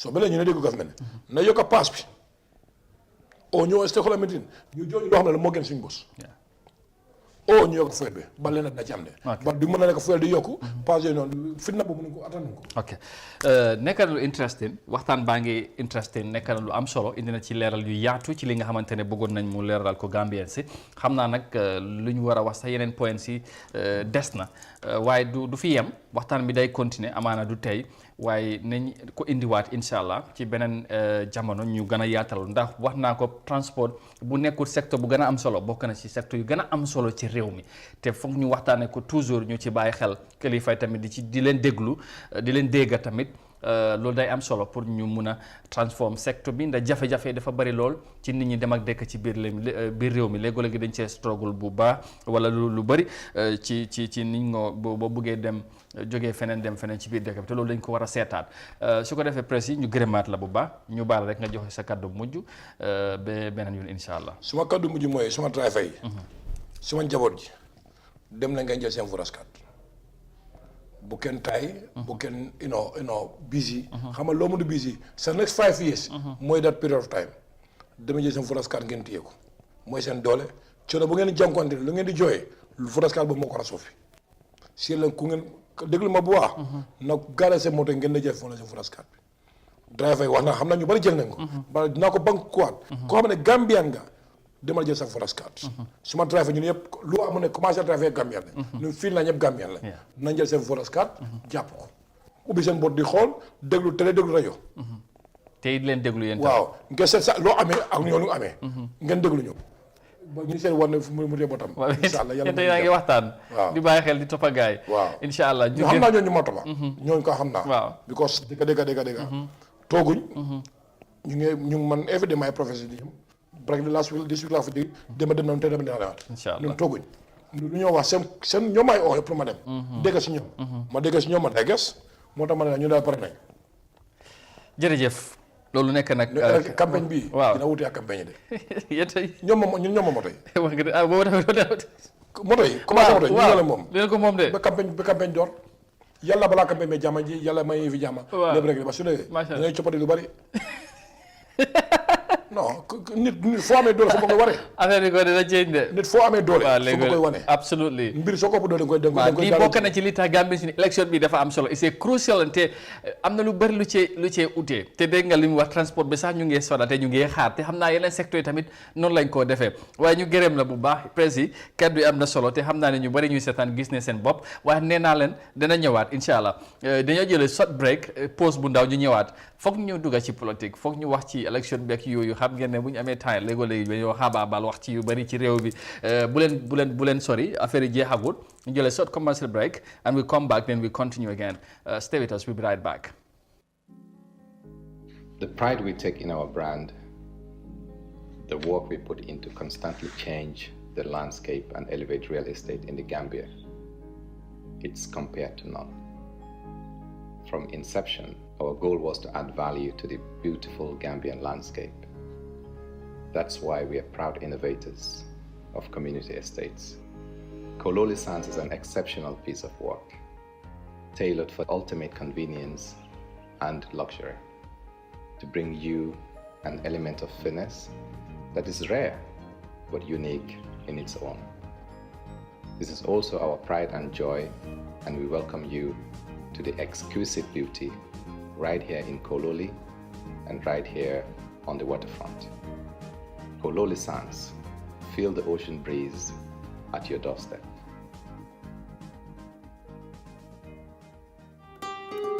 Following the announcement by the Independent Electoral Commission, the IEC, of the dates for the general voter registration scheduled from the 29th of May to 11th July 2021, the National Council for Civic Education, NCCE, reminds the public that voter registration is an integral part of the electoral process, as it is key to franchise as stated in Section 39 of the Constitution, and hence a civic right and a duty for all eligible Gambians. The NCCE therefore encourages every eligible citizen to fully participate in this crucial national exercise, as it is the basis for any credible and participatory election. The National Council for Civic Education informs the public that to register and acquire a voter's card in the upcoming general voter registration exercise, one has to prove your Gambian citizenship by producing one of the following documents as stated in Section 12 of the Elections Act: birth certificate, ID card, passport, or alcalo or district chief attestation. As the Gambia prepares for this very important national exercise, the National Council for Civic Education reminds the public to stay away from any altercation and refrain from the use of abusive language, provocative actions, intimidations, thugs, and physical confrontation at all times, as these contravene the laws of the Gambia. The public is encouraged to follow due process to seek redress when the need arises during the period to ensure that peace and stability prevail throughout the process. Voters card is your key to franchise. Register to vote and vote wisely. This message is brought to you by the National Council for Civic Education, NCCE, with support from the United Nations Development Programme.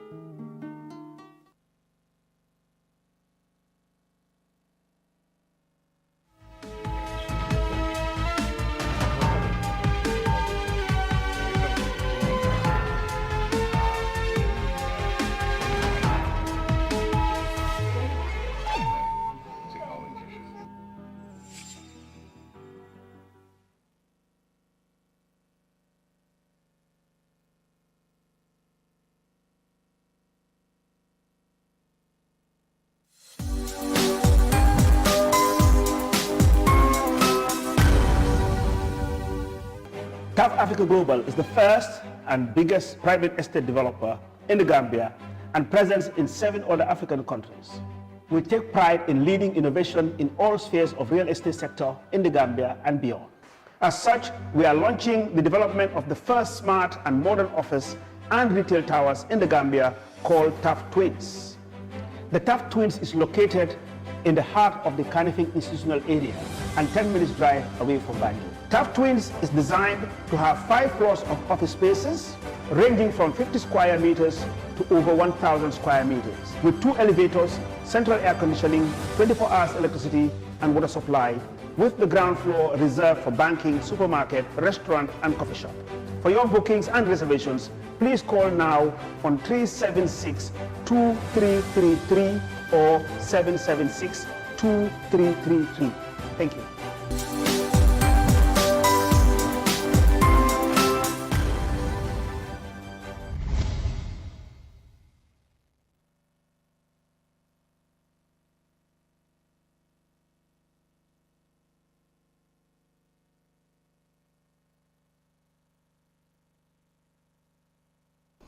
acca mu ngi noonu ñu dellusiwaat kon man maa ko waxoon te diggee bor la ñu diggee woon nañuy continuer ak yéen ci programme bi extended version of the Good Morning Africa programme ñu ngi dal di gërëm baax ñi nga xamante ne ñoo ànd ak ñun depuis suba ba léegi ñu doon wax ci wàllum transport mu nekk secteur bu am solo ci noonu dégg ngeen fu ñu tëjee sax xam naa dafa nekk lu am solo te ñoom tamit transport bi ñu ngi bàyyi xel political scene bi ak climate bi ak diggé yi ak coow li ak lépp ñoom tamit ñu ngi bàyyi xel ndax nekk nañ taxawaay wala nekk nañ secteur bi nga xamante ne bëgg nañ ci am taxawaay bu am solo te loolu dina am solo ñu waxtaan ci li nga xamante ne mooy ci process bi tey ñu war a continuer incha allah ak ñaawru komma bu UDP moom lañ dalala tey ñu war a sekk ak moom waxtaan ci tolluwaay election process bi parti bi taxawaay UDP fan la toll moom moo jiite ndawi parti bi ci KMC loolu day am solo ñu waxtaan saa su ne ak parti bi ak moom tamit comme niñ ko waxee ñeneen ñi ndaw la te ndaw bu am kàddu la ci réew mi te bu waxee ñu bari nañ ko déglu moo tax duñ taay di ko waxtaan ak moom ci noonu moom tamit ñu ko gërëm bu baax ndax saa yu nga ko soxlee daf ko yombal lool ci loolu dafa nekk lu am solo ñaawru ñu nuyuwaat la bu baax ba amaat mbégte beneen yoon bokkaat ak yow plateau bi ñu bàyyi la nga nuyoo Gambien si ñu lay seetaan fu ne ci àdduna si right now. jërëjëf Amadou. maa ngi laa wax ne jaajëfate yow tamit di leen dooleel ñaan saa yu nekk. wala alhamdulilah maa ngi commencé suma wax bi si kër auzu billahi mina sheytaani rajim bismillahi rahmaani rahim. di leen wax ne kontaan naa trop tey pour teew fii nii si Good Morning édition boo xam ne mooy final épisode bi si ci week bi waaw ci week bi di jaajëfal technicien si ñoo xam ne ñoo nekk si gannaaw programme bi caméraman yi ak ñoo xam ne ñoo dee tax adduna bi dañu mën a gis di rafetal seen invitation saa yu nekka comme niñ ko daan defee rek di jaare si aali kalet bi bañ a merloo kenn wax dara lu ñu tax a jóg rek mooy liggéey réew mi parce que éene wuñ pour merloo kenn o pour nekka di defanteel nit bi liñ gis mooy Gambia te Gambia moo ñu war a ñor so maa ngi leen a wax good morning to all of you all over there watching home and diaspora as usual the way we do it in the iAfrica way. It is normally a very tense debate, but the debate is very fruitful. It is geared towards national development and unearthing the truth. And to unearth the truth, we'll never leave any stone unturned. Any obstacle that comes our way, inshallah, we'll surmount it and anchor. So we're saying good morning to you all. Thank you so very much. Well, usually or sometimes it used to be tense, but today we want to cool it down. It's Friday, so don't worry.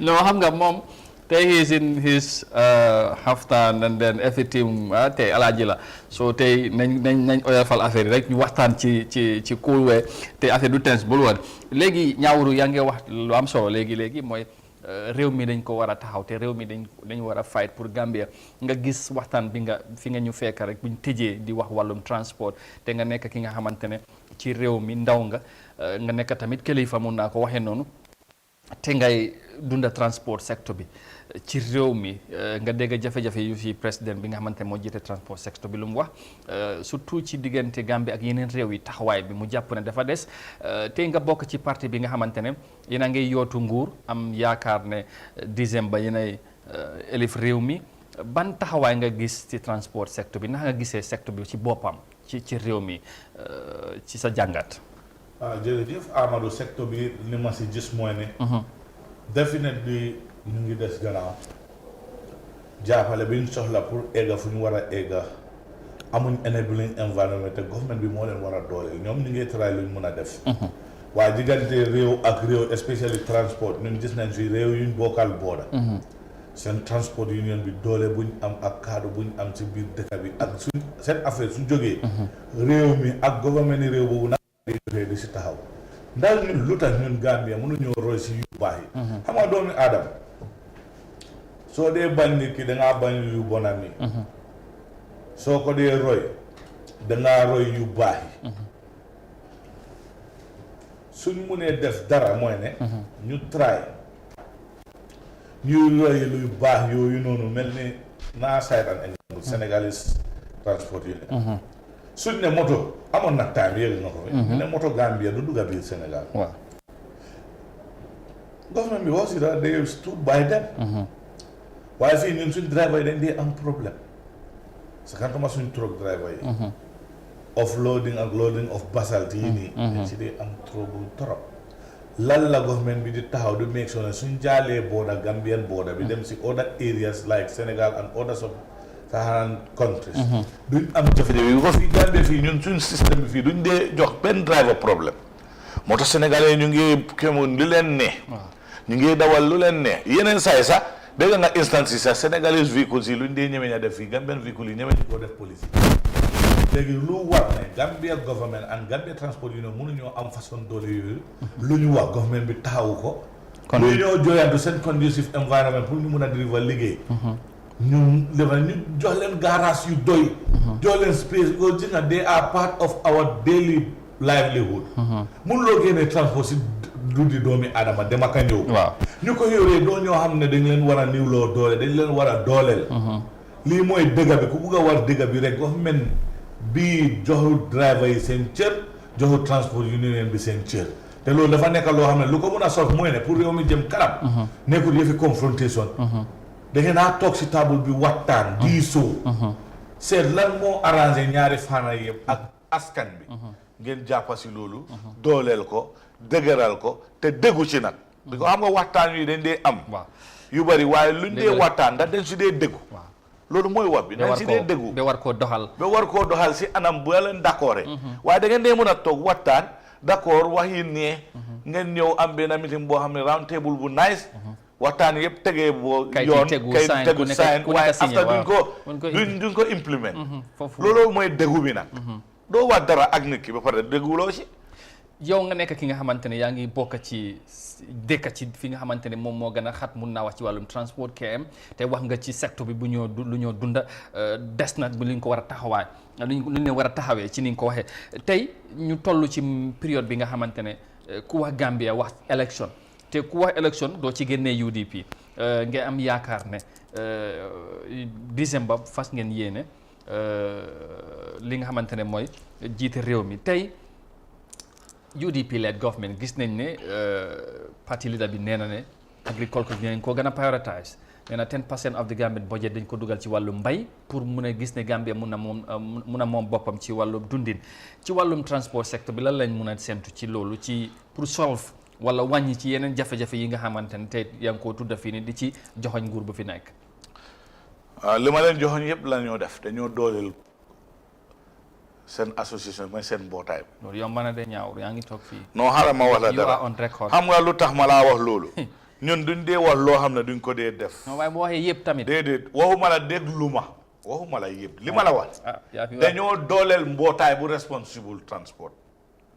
suñ waxtaanee gars yi luñ si d'accord suñ ne lii la ñun di wax loo xam ne dañ see d'accord ba pare duñ si déglu loolu mooy problème bi fii te dañu war a respect nii wax naa leen ne political parties yi de time campagne bi ngay ñëw joxe ñu nekk ñoo dee soxla gele-gele ak moto yi. waaw wax na ko sax understand nga te 2016 change bu ñu nekkat tuddee tey gele-gele yooyu ñoo hésité bi ko time bu ñoo dem campagne time boobu noonu kenn mënut a am access to government vehicles gele-gele yi ñoo tax change bi so the gele-geles played their part in the new Gambia that we all call in our new Gambia so ñooyu borom gele-gele yi what is their take what is their quota si seen contribution buñ tax New Gambia am xanaa gele-gele yi ak borom gele-gele yi bokkuñ si New Gambia bokk nañ si askan wi they have to have their share of the national cake in the sense that you empower them da nga leen a dooleel obviously foog ñu am restriction kenn du leen jox absolutisme mooy ne lu la neex nga def ak saa yu la neex nga def ko si anam yi nga teg su jaaree ak yoon ak luy sarta bi teg pour protect Gambian si ak intérêt Gambia si biti driver yi seen jooy bi yëpp lu bëri lu si soxande ko lu si am doole mooy luñ dee daj si biti ñoom suñ demee as Gambian registered vehicles waaye li ngay wax ni neex naa dégg te ku bokk si secteur bi bu la déggee dana gën a am yaakaar waaye lii dafa mel ni wax ku nekk ci biti la soxla dara balaa mu cee jot te bu ko jotee xëy na mu gis beneen doxalin est-ce que loolu am nga mun nga asoo ne loolu du nekk comme ni nga ko daan gis waxi politicien bu waxee bu nekkee ci ci kuje gi mooy opposition dafay wax lu nekk diggee lu nekk waaye bu demee ba toog ñu gis leneen na ñaawru tamit loolu est-ce que yaa ngi koo bàyyi xel. maa ngi ko bàyyi xel Amadou xam nga ku nekk soosey lu ñu wax ni kankura yi ba faa ne futu leen di ike bor la. absolutely. so loolu si nit yi la des waaye li ma laa wax doomi aadama balaa nga ko mun a géej. da nga ko jox opportunity. nga seen ndax moom lu moo wax loolu dafa déggu ci moom. waaye UDP dañ leen jox samples. waaw sample bu comme mooy local government election bi romb na fi fuñ doole fu mu mun a emangum. waaw suñ mayor yi ak mayores luñ diggee seen campagne bi su nekkee 100 day atteint 85% of the goal mooy luñ diggee su nekkee téeméer la am nañ fa 85% mooy juróom-ñetti fukk ak juróom. loolu because yow yi da nga bokk ak ñoom mun ngaa jox loolu percentage boobu déet am na ki nga xamante ne Amadou damaa ñëw si yow pour wàññi la load bi pour KMC ñun Talib Ahmed Bensouda bu moo ñëw 5-way development plan yu mu am setal dëkk bi ci la bokka increase revenue base council si la bokka empower council staff human resources capital development ci la bokka make sure ne baa ko te doom site issue yu fa dee am jëlee ko fa jëloo ko foofu waaw jëlee fa mbalit bi sax jëlee fa mbalit bi in consultation with the central government boo xam nga ne local government ñun I have the manifesto local government don't own lands waaw waaye it's the government that own lands so they had that pact with Brikama Area Council and the Ministry of Local Government to identify an area boo xam ne foofu la ñoo relocate doom bi the government is not cooperating everybody know that so at the end of the day KMC alone cannot do that waaye li ma laa wax nii si 5-way development plan yi ak project development infrastructural development yooyu mooy yoo xam ne loolu lay wax si 5-way development plan Talib Ahmed Bensouda lana si des gis nañ fii in the first time in the history of KMC pour setal réew mi gox bu set moo de is askan bu set fan ngeen setal dina wér fan la gars yi du ma wax sax yéen gars yi fan lañ setal fan ak fan parce que gars yi ñu bëri ñu ngee joxoon ñu ne council bi dafa mel ni ñoom Westfield comme ñoom foofu lañ gën a concentré ñu bëri loolu la ñu wax waaw am na ñuy wax loolu dëkk bi nag dafa am lu fi ne fan moo fi ne nañ waxante dëgg te loolu si jaamu yàlla la bokka understand nga xaaral ma wax la benn wax 19 ward moo nekk KMC ward bu nekk am nga sa moto mbalit loolu du set ku bugg a wax dëgg rek te yàllaata loolu du set waaw joxe nañ moto ndax loolu amut ba pare mu ngi on go is that not cleanliness yaa ngi gis saa yu nekk on the highways linking the major roads in KM not only west jógee fii ba Tabokoto yaa ngi gis at night people will be sweeping it collecting sand from the road am na ndax amut saa yu nekk periodic drain cleaning moo dee am mooy drainage yi ndox yi fu ñu dee jaar ñu ngi koo setal ubbi ko pour nawet bi disaster management ñu mën a am less disaster si réew mi loolu yokkute la ndax du yokkute te ñëpp ñu ngi koo gis the edifice mooy ne Westfield is the center of KMC to beautify that place pour mu rafet xanaa guddi su jotee yow soo rombee foofu lampa yi taal nu mu dee mel doo dee kontaan because dañ am na ñuy wax dañ fa prioritize because mayor bi foofu lay liggéey soriwul fa waaye mayor bi dëkku fa office am bi soriwul foofu office am bi soriwul foofu loolu liggéey du dee liggéey guddi ok non du guddi kay affaire bi nii Gambia yëpp a fa dee romba su ñoo dem liggéey bi ko kuy dem Banjul en tant que waa léegi delluloo plane kay ak hélicoptère Westfield ngaa léegi laal nga kéem si léegi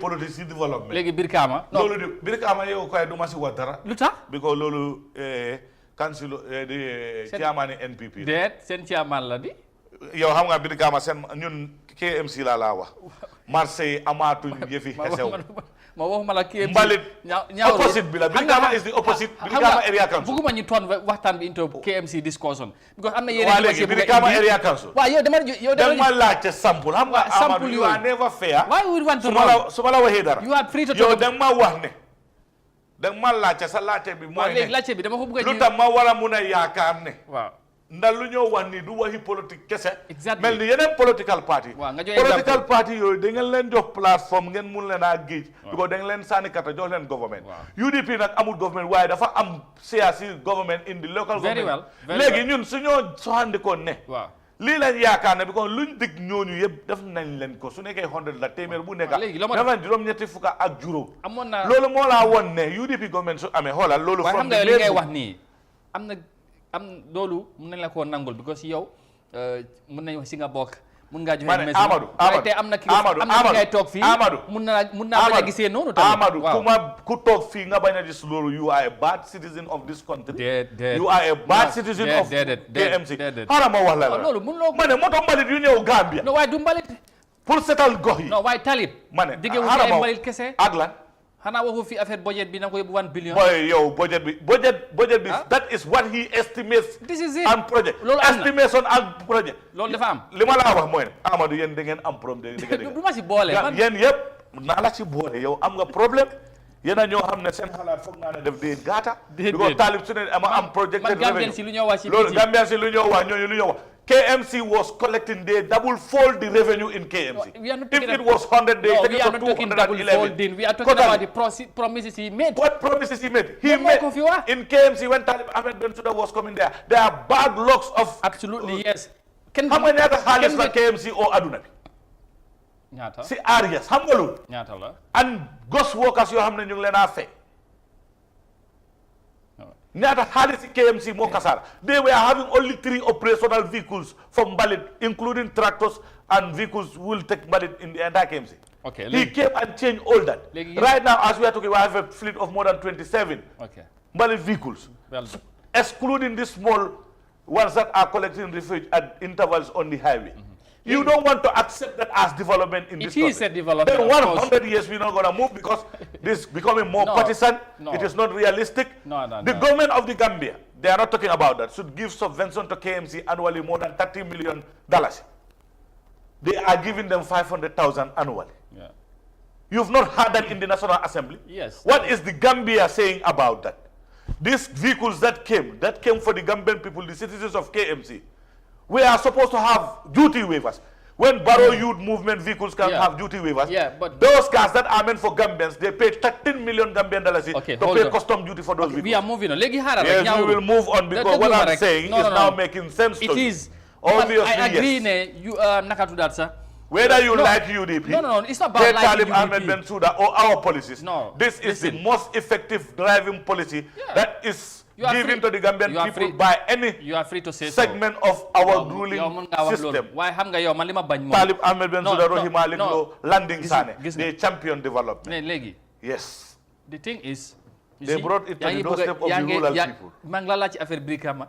You don't want to No, Brikama is the direct opposite. No. I will not talk about Brikama. There is nothing to talk about. It's not progressive. Degluma. Mbalit fofu marché bi yaa ngi yéen ay Africa dama leen foofu. Non, degluma. Aha. Yow may déglu. Yow boo fi mu ne toog di wax ay luy xew Sooma, ay Banjul, yow Brikama mu ngi ni at least. Brikama li ma xew. Non, déglu ma rek. Maa ngi la ko bëgg a wax yow nekkul di wax. Yow nga ne doo ci wax. Lo nga ma wax. Man, it's the opposite of KMC. What opposite of KMC? KMC is development, Brikama is retrocession. Because of what? How can you say? You are not fair. Yow mun loo toog fii ngay portray KMC as is everything is okay. Ngay wax Brikama kooku defu fa dara. Tell me one thing in KMC that is wrong. I will answer you. Tell me one is wrong. Tell me one thing. As an open question, tell me one thing. No, it's not for me to tell you. But then you don't know. Then you don't believe what I tell you. You should be realistic enough. I'm very realistic and honest to the Gambian. You dega KMC. You are a youth leader. I will come to you. I would agree. Birikama. No. Deglu Marek. I will come to you, Birikama. They photocopied and carbon copied the KMC in acquiring. Now you want to talk about Yes, I will. They carbon copied and photocopied KMC. They want to emulate us by bringing refuge vehicles like Mbalit vehicles. They are Mbalit vehicles. What is bad about that? When you know what is bad about that? What is it? White collar project. Those Mbalit vehicles are still grounded at one place. They are not working. You know why? The horsepower the engine has cannot even go to the quarry, drop what it drops and climb the quarry. They've tried it once. The vehicle, when it went, they are old cargo vehicles painted in new colors, and they pretend to have new vehicles. It is their project with the government, including their brother from the neighboring country. This is a real politics talk now. No. Brikama have no operational refuge truck right now. So there isn't anything positive in Brikama that you can talk nothing. about. The market is thinking as whatever. You see market women in Brikama, Africa, you have the archives. Even under their feet, water is running. You see this nasty and dirty things running in the market. Well, you see piles of refuge and garbage at the entrance of the market, just close to the GTSC depot. Are you not seeing that on daily basis? The water, the road even leading to his council is not even up to standard. It's full of potholes, it's stagnant water. Now, you want to tell me to gauge that council, that they've done something. Now, contrary to what happened in KMC in Banjul and so on. It's different. It's different. Yes, I have not seen it. If you've seen it, tell me. I don't, what I see, that is what I can give. I would not, Brigaba, they don't have any proper, any proper drainage road network system. There are projects. Even the roads they say they go and inaugurate is just not even concrete, substandard, because in KMC, all the roads KMC have given away in consultation with them. It's concrete road. For him, he'll just pour gravel on the ground, bring a shovel or whatever, excavator, level, pilot, pour water on it, and have canopies there. They say they are inaugurating a road. Have you not seen that, Africa? Ñawru okay, no, fine. Léegi nañ ubbi line si. Ubbi leen line yi kay. Gambians ñuy call, and of course they would then call. Xam naa ne I would only agree ne yow tamit because yaa ngi wax ne ku bëggut a gis lu KMC lu fa nekk is a bad citizen. maa ko wax. Léegi yow tamit buñ la waxee ne yow li nga bañ a gis Brikama ak ñu fa def. Léegi man dama la ne wax ma lan lañ def Brikama li ma war a gis. Man yow da nga war a gis luñ def. Mooy lan. Waaw mun loo wax ne yow nit ki nekk na fi 3 years. Sirifo Sonko lan la def Brikama wax ma yow loolu nga bëgg a wax. xaw ma ko. Ok, léegi gisuma ko xaw ma ko da nga ma bëgg a xam loo wax ma ko. It's good ne yow yaa ngi doon joxe exemple yi nga xamante ne di KMC at least UDP lu ñu amagum si leadership. Banjul tamit naa wax Rohey Malick Lowe dafa is a special fund for women and ñun KMC amuñ si loolu Rohey Malick Lowe will bring sponsors. He is building a modern library. KMC are building a modern library to the tune of millions of dollars. Women loan scheme 100 million. Basse, la moo fa Students. Now youth. Basse, you don't know what happens in Basse. Yeah, what is happening? Mr. Danjo. What is happening? The projects he is inaugurating and the link roads that he is building between communities. It's fantastic. It's fantastic. The market also that they are contributing. You've not had, boy, there's no chairman only some of these people because they have listed their revenue base is very small. But even LRR, Landing is doing how many projects? He had a center specially built with a conference hall with a guest house of more than 30-something rooms. What do you know fully air conditioned. What do you know about Kuntauru? My friend. Kuntauru, I don't know anything about that place because there are no UDP chairman. I cannot tell you much. And I know the revenue base in Kuntauru is... Kuntauru Area Council and Janjambure are one of the poorest among these regions because of their revenue base. But you should at least know. No, I don't know because definitely I will not come here. I'm live to tell you things I don't know. I don't want to be speculating. Fine. Well, there you see Madam Refela in Banjul, you see Mr. Bensouda in KMC, and Mr. Sane in LRR. This is UDP. Wow. Cream of this youth, they are very innovative, very development oriented, very focused, and they know what they're doing. Okay, that's That fine. is what UDP are for. You live for nothing but die for something. That is who we are. That's your slogan? Yes. For 2021? Yes. Okay, there you go. The lines are open. Now you can join the conversation. 2323213. You can tell us about what we have been discussing today, transport being Bugawa, and we are talking about politics now. Of course, UDP-led government. You had Nyauru say things are going to be different in, with transport. They're going to support the union and all other sectors as well within the transport, industry. So loolu dafa am solo. So mu ngi doon joxe exemple tamit ci ñoom si buñ diggee balaa élection buñ ñëwee sax lu ñoo def. So joxe an example of KMC, Banjul, Mansa Konko, Basse ak fan waa foofu la. Kerewan tamit xam nga fa dara. Yes. And you know what? Okay, man li ma jaaxal ñaaw you seems to be not fair in this because mun loo xam ñal yëpp nga jox leen at least some credit yow Brikama fii fu la gën a jege you don't see dara li suloo fa li nga fa mun a wax ne lii. Man gis naa li ma fa war a gis de wax naa la ko yow. waaw loolu laa la wax ma ne la Brikama gisuma fa dara loo xam ne dañ dem jënda moto yoo xam ne dañ màgget. ok waaw moto yu màgget yi. ñu loolu leen di ok non loolu leer na man kay. moto yu màgget yoo xam ne loolu kay suñu wàccee si quartier bi amuñ doole pour. léegi gis naa seen moto yu ees la. moom moo dem Sirifo ba tëdda si ron moto yooyu mu ne China la doon tëdda di inspect moto yooyu. waaye Chinese yi nax nañ ko Sirifo moom waa Brikama suñ ko tiyee caw ko rek. am nañ caller ci line bi hello caller. Hello. Hello, good morning. Hello, good morning. Yes, how are you, sir? Hello, good morning. How are you? Yes. Rauri, I'm good with you. I'm fine. Please Who's on the line and where are you calling us from? This is Ibrahim. This is Ibrahim Asanya. I'm calling from Sukuta. Sorry? Hello? Yes, hello, we can hear you. Yes, this is Ibrahim. I'm calling you from Sukuta. Okay, from Sukuta, yes, we're listening. Yes, on the Brikama area council. Okay. What we are saying about Brikama? Brikama, I think we have the worst area council. Trust me. I can only talk in behalf of Sukuta. Sukuta, yes. Brikama cannot point a single team. Brikama area council, sorry. They cannot Silvo Songo and his team. They cannot point a single thing that they brought to us in Sukuta. And the amount of tax we are generating, you cannot count it. We want to launch a campaign. You understand? To be separated from Brikama area council because it's just useless for us. Nothing. Sukuta is not gaining anything from that council. It's just sad. It's just sad. Right. You know, anything that you see in Sukuta, you know, is the BBC who is doing it. The council is not doing anything. Nothing. Absolutely. Okay. Okay. Thank you. All right. Thank you. Thank you so much. That's for our first caller there. So he seems to be not happy at all with the Brikama area council. He's from Sukuta. So according to what he said, the council is not doing anything. Not anything according to what he said. So that's why it is.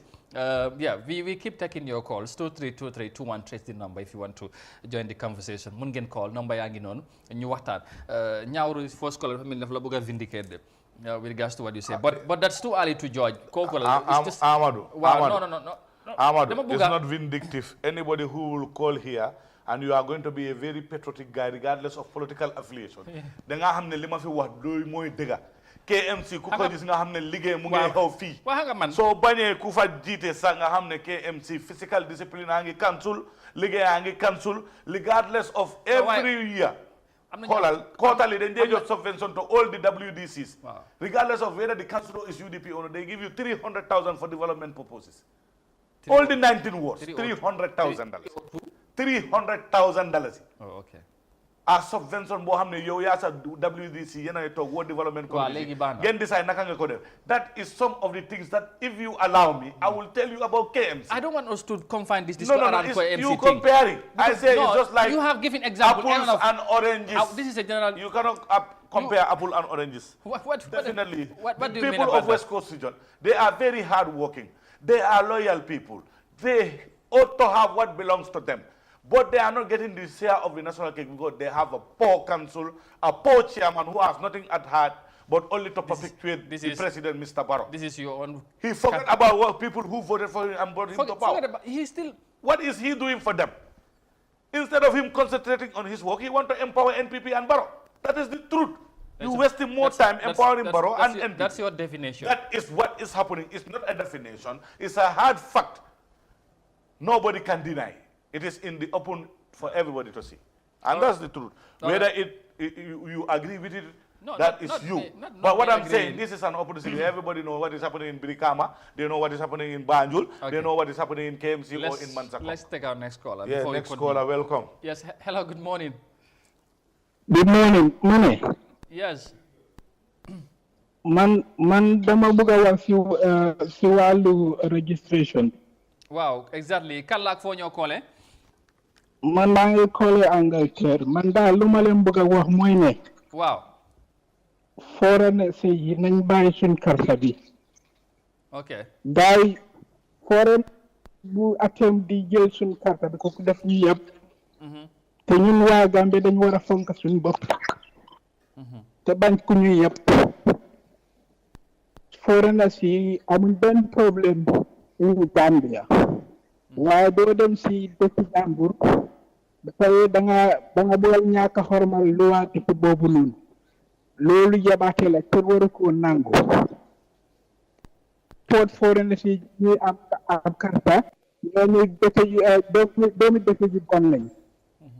Man daal lu ma leen bëgg a ñaan mooy ne ñun yëpp comme que ñun yëpp Gambian lañ regardless of tribe ñun yëpp dañu war a taxaw bëgga suñu réew saama suñu réew te bañ ku ñu yeb man loolu laa bëgg a wax dak ok jërëjëf ñu ngi laa gërëm bu baax yéen tamit ñuy seetaan mun ngeen def comme moom ngeen call bokk ci waxtaan bi comme ni ngeen ko gisee ñu ngi waxtaan ci wàllum élection bi ak tamit political parties ñu ngi seen taxawaay ak lan lañ mun a séentu buñ jëlee nguur gi ku munta doon ku Gambien yi óolu jàpp ne moom lañ gëm moom lañ yaakaar ne mun naa doxal affaires réew mi ñu dénk ko for the next 5 years décembre lay doon incha allah waaye balaa loolu foog ñu waxtaan ci lu bari moo tax tey ñaawru combat bu UDP moom lañ nekk di waxtaanal ci yenn yi nga xamante ne parti bi ñu job bokk ci ñoom te ñu ngi yore ay place te moom foofu la bëgg a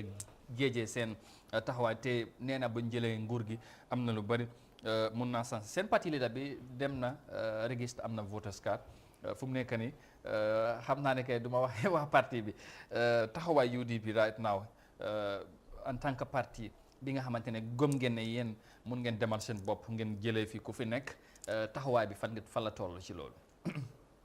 jërëjëf Amadou dem nañ His Excellency next President of the Republic of the Gambia lawyer ANM Ousainou Darboe dem na Sabina Johnson jël na voters card am ci registration center bi but something miraculous happened there. That is the aura and the euphoria surrounding our party leader.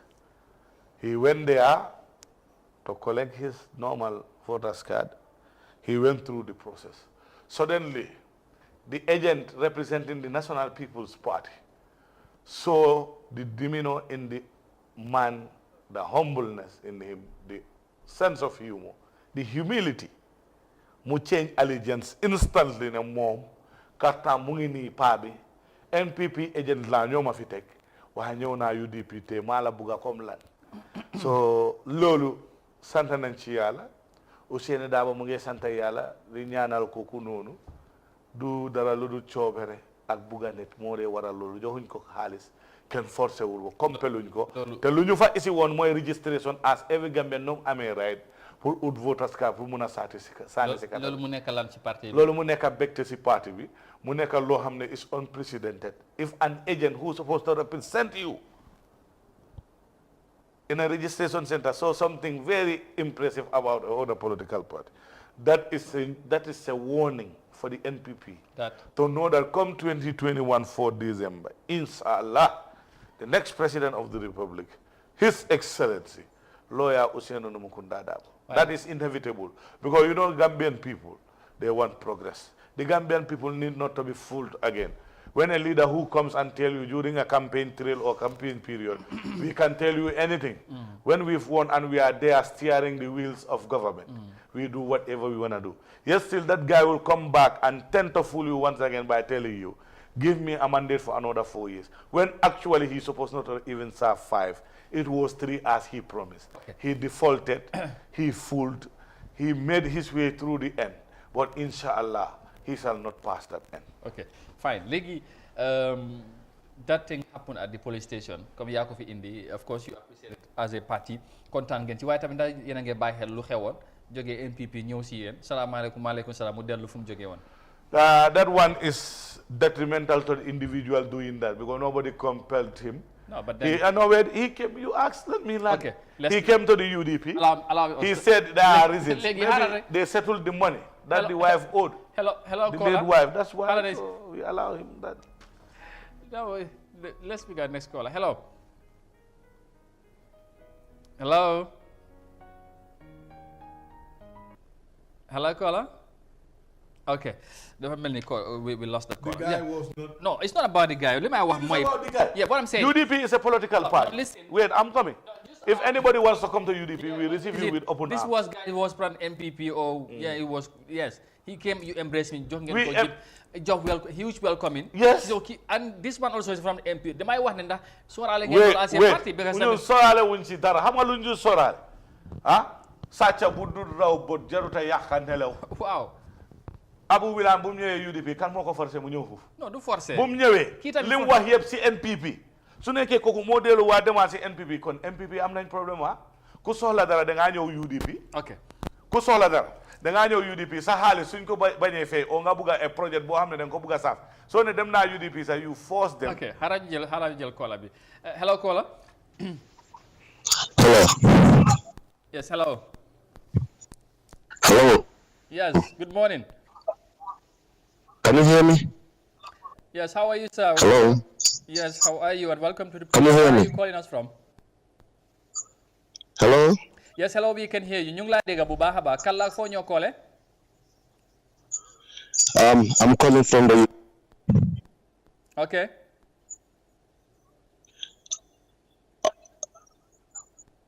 I'm calling from the US. Very well.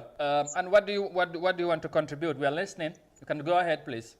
Just the caller said. Okay.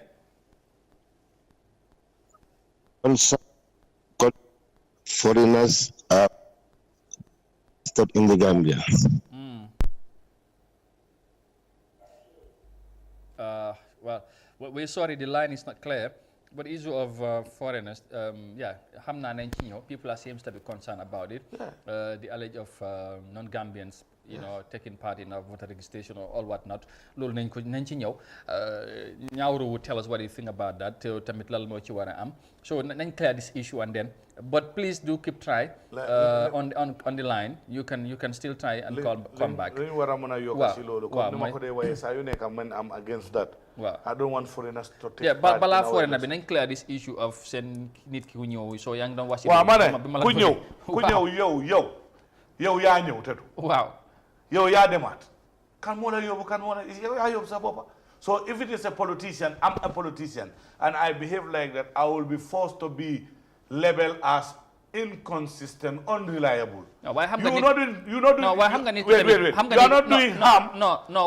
harm to the group you are joining. Yeah, but then nit mun na am yaakaar ci place wala ci kër mu ñëw fekk yaakaar bu mu amoon ak li mu foog mu ñëw 3 days or 4 days. waaw am yaakaar de ma ne bu mu ñëwee dafa am yaakaar la amoon ci UDP. bu mu ñëwee dafa am lu mu wax dafa set mu ne. waaw mu ne. waaw 6 million lañ leen joxoon ci seen 5 years issue bi ñoom gisuñ dara. Maimouna Balde du Sano ñoo lekk xaalis bi. moom moo wax loolu. si télé archives. mu toonu waat mu ne moom dafa ñëwoon study mu ne dafa ñëw sabari mu ne xaane mandim phobia la fekk UDP man xawma luy mandim phobia because yow fi nga amul 3 days. waaw loolu yow nuyaanguñ la sax ba nga toog la nga war a study foofu ba xam ne nga ne da nga ñëw mission. yow mun loo dugga man suma office sax man mi nekk regional youth coordinator mënut a dugga suma office. waaw ok léegi naka la am na li ma la bëgg laaj yoo xam ne dafa yomba waay. hello Kola. hello. dafa am wax yoo xam ne yooyu day dafa ko moom. hello. Hello. Yes, good morning again. I think we. Good morning. Yes, fine, thank you. And who's on the line, please?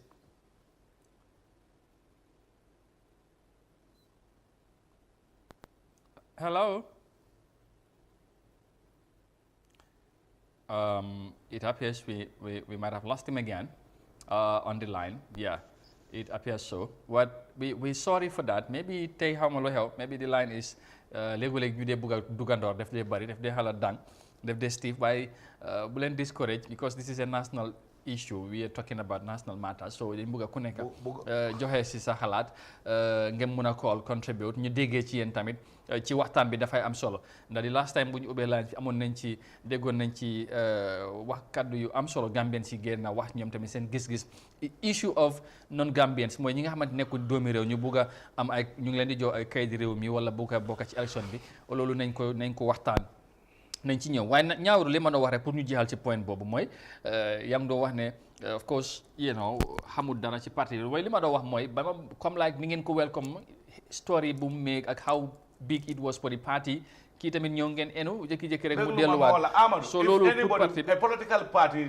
nit la dee dundee soo amee benn nit da nga ko war a celebrate ku nekkut ci yow bokkutoon ci sa yow loolu is natural we do that loolu addition la su demee waat mu taxuwaat moom moo taxu moo ñëwaat moo dem political party bi is there and it will welcome people all the time waaye ragal nga dina du yóbbaale nga ne du yóbbaale yow tamit ki mu bokkal Ndeya Baye mu ngi UDP moom Abu Wila waaye xaaral ma wax la rek ku nekk da nga am sa political ideals xaaral jël kola bi diversity lañ ñoo wax waaw loolu mooy démocratie ñooy wax nii yëpp Yes, hello, They are caller. minority in their compounds. They are NPP. They are still minorities in their compound. Okay. Hello, caller. Hello? Yes. Hello? Yes, hello. We can hear you. Good morning. Good morning. Yes. Welcome. And where are you calling us from? From the US. Okay. So, what do you want Well, to... Mm-hmm. okay. Yes. I just want to buttress that by what is inside this. Mm-hmm. Can you hear me? Yes, we can hear you. Go ahead. Right.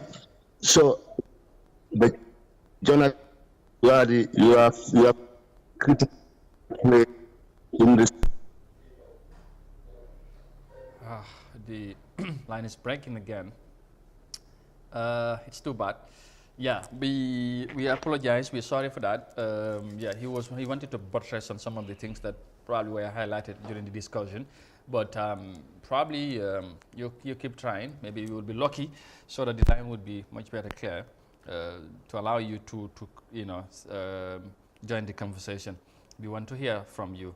But it appears the line is not doing as good at this moment.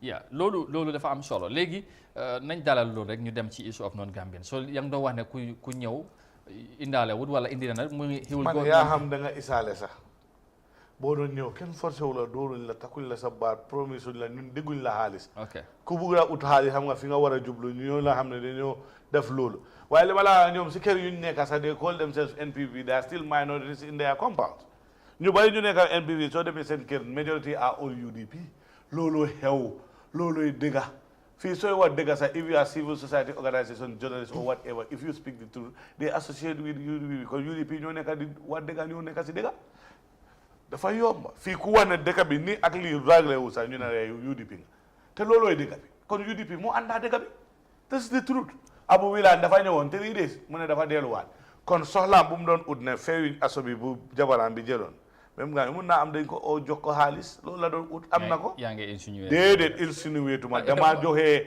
théoriste because moom dafa ñëw mu ne dafa ñëw man dim phobia dafa fee man xaw ma loolu mooy lan bi nga yëfi bigoterie yooyu soo bëggee dem place demal soo defee li nga ut ñu jox la ko waxal li nga xam ok waaye waxi daanu saret yooyu ñun mënuñ koo jël te loolu mënu leen yow sa personnalité la moo yaaxa yaa ngi flip di fula di topp di ka dal di wax fii di wax fële loolu yow si sa boppal du political party yow de daa am any damages yow yaa nekk di damage sa bopp yow mi nekk di dem di ñëw ok léegi balaa ñoo ñëw di issue of non-Gambians because bugg nañ cee wax am na keneen ku duggaat ci line bi ñu seet lool kan la hello caller. hello. yes hello. yes dama bëgg na contribute ci waxtaan bi si Paul anyway. waaw. comme faal no lebde musidɓe fulɓe ɓe mo ɓe nder Gambia waaw ɓe gacci leñol ɗe kakindira fulɓe ɓe pour haaji mumen because minen fof babaji amen ko ndemoɓe hay heɓgol engrais ko ɓe ɗaɓɓat ɓe waɗa ɓe heɓde ɗum hay goto saɗaka so ndungu moƴƴi laamu saɗaka somin keeɓi komin ñaami laamu saɗaka so ɓe ngari haa ɓe gacci laamɗo ɗi ara ɗi feccindira mumen ɓe jejjita tampere mumen ɓe ngabbo on laamɗo on si jooɗima heeɓi laamu muɗum tampere mumen ɗo wonnoɗo ko ɗo wonta so ɓe ŋaaɓima haa on feccindiri ɗumen sakindira leñƴol ɓe ngabbo pour laamɗo o ko faala ko so laamɗo wallaani ɗumen en ka en tuna musidɗa mumen ngal taƴi ko ɓuri ɗum bonde alaa he aduna pour ɓe ko ngannduno ko enɗam nanngonndiren e nganndaano leñol bonngol e nganndaa o leñol ɗinin ɓuri oɗo ɓuraani ngol ɗo leñol ngarɗo e mayɗen ko en teddinanno ɗum woto gitten ɗen jikko Gambia ko ɗum anndira jarama alright jarama ko ɗum ɗo paalnomi haalde ok jarama very much ko haali kon ko what important because Gambia mom ko Gambia furu mala wa si la nekati Gambia fo ala warugol certaindira leƴƴi te ɗum ko haala ko no waɗi importance yimɓe fo accita hen hakkille moƴƴano inchallah te mi andi kadi ɓay élection o woɗɗa mi waɗa feere kadi yewtere nden yaaja quoi fo heƴa hen no annduɗa hoorema ɓay ko Gambia wiya te Gambia ko Gambia pour pullo ceɗɗo jolfo fof ko Gambia enen fof mo ɓen jogui hen part so a jarama te hamna ko haalɗa ko inchallah miɗo andi min accita hen hakkille moƴƴa so lumno wa mo affaire heeɗe mi nani ko haali ko komi faali arde toon andi ko haali kon ko ɗum ɓuri waɗi important minen ɗo Gambi naafikol leñol ɗo absolutely ceɗɗo jolfo sarakulle pullo minen fof komin Gambien andi ko honno woni probléme am min mi wiyata ko leñol o mi wi sa wonani ɓiɗɗo leydi Gambia o ta yahu ɗaɓɓugol registration card amen a wawa ɓokkade toon gon minen Sénégal e Guinée Bissau si ɓe waɗay élection maɓɓe minen en tawataka joni ko ɗum woni probléme amen ɗo nder Gambie wawi sa yi yimɓe ɓe faala haalde gonga si ɓe immi tun sa haali goɗɗum tun ɓe waɗaymo interprète ko ɓe faali kon andi ɗum ko haala noon ko a nanata kon ko a foti faamude ko an famata ɗum minen min haalani ɗum bisimilla ɗo andi ɗo ko minen woni goo tun tagaɗo fof ko ene goto ɓe heeɓi Gambia o yaha yeeso aja wi moom amu dara la ko dax fii rek lay xewee su ko defee ñu jël suñu next caller bi hello caller hello ok dafa mel ni caller on yeexi so foog naa ne loolu foofu leer na wala nga bëgg ñu continuer si pôle bi anyway ɗon laaɓ jarama ñaawol ɗomol laaɓi kadi mi laaɓinayi goɗɗum kadi kon ɗum kadi fa la haalde a wi ko honɗum laaɓi KMC o laaɓani mbiti kam mi haalima ɗum a haali of course kana joni mi faali haalde ɗum kadi ha hen yimɓe fof ɓe nana ɗum laɓɓinaka kadi e pulaar laɓɓinaka ha o laaɓa pos na fi sama kala na fi haalugol neɗɗo o welima tun na ɗum minen na belade men jokkiɗo na gonki kadi komin jokkiɗo ko gonga men haala ko wiyete rew on yahay leydi ɗi yeeso ok joni ɗo ya koltinde fara goɗɗo ari kala en tari ƴettema ɓaya faala joni waɗen programme on pulaar ala probléme no probléme mi yahay ha yeeso hello caller hello yes hello enen mbara o alɓe ñaaɗi alhamdulillah ɓe kolla ka ɓo Finland ok antara contribution o menti e quand même foto ka fof ko luntaw la registre wo atuta Gambia ɗiŋol faŋole ɓuri kaata kon tol mele ɓe tuwabu duujam janniɓe kayto sotola ite hañile ɓiɗama ala registration kuwoñin so why politique o jartan to leñinanga kaytoɗi luntan walla millialon koye manna the right way so nde buka politique patiyol bilen denta ka gambenol fawle bilen mel ka fo luntan le alta registre nte ka wala bilen okay wala muntla contribution o to abarka bake thank you very much yes so mom tamit he was talking on the foreigners and all that. So, for mom, is Gambians he's blaming for that because I think no one is supporting that. So, Nyauru, just to conclude on that, you wanted to translate it in Fula also, right? Yes. Because gonga o sikki naafi kulle wallugol neɗɗo tum pour heɓa voters card nder Gambie ɗo sa yahi leyde Porto ton ko Finland o woni ko ton o noddita joni sa yahi ton sa heɓani kayti leydi ni a waɗani système naturalisation andi naturalisation leydi woni nder aduna fof ɓe heeɓi système sa jokki on système ha heeɓi keydi haala kan gasi a wawi ɗabbude voters card sa waɗani ɗum noon a fotta ɗabɓude voters card Gambie ɗum ko ligge amen menen ɓiɗde leydi ndi andi joni si neɗɗo yimmaka gambi ɗo a wallimo ha o heeɓi full citizenship status a wata haaldemo an ka koɗo an ko joni a ari a wawata heɓude tawataka élection joni si o jooɗi ha o heeɓi ɗo ɓiɓɓe kamɓe kadi ɓe heewi ɓiɓɓe onon mi andi pullogoy on faali yefi fi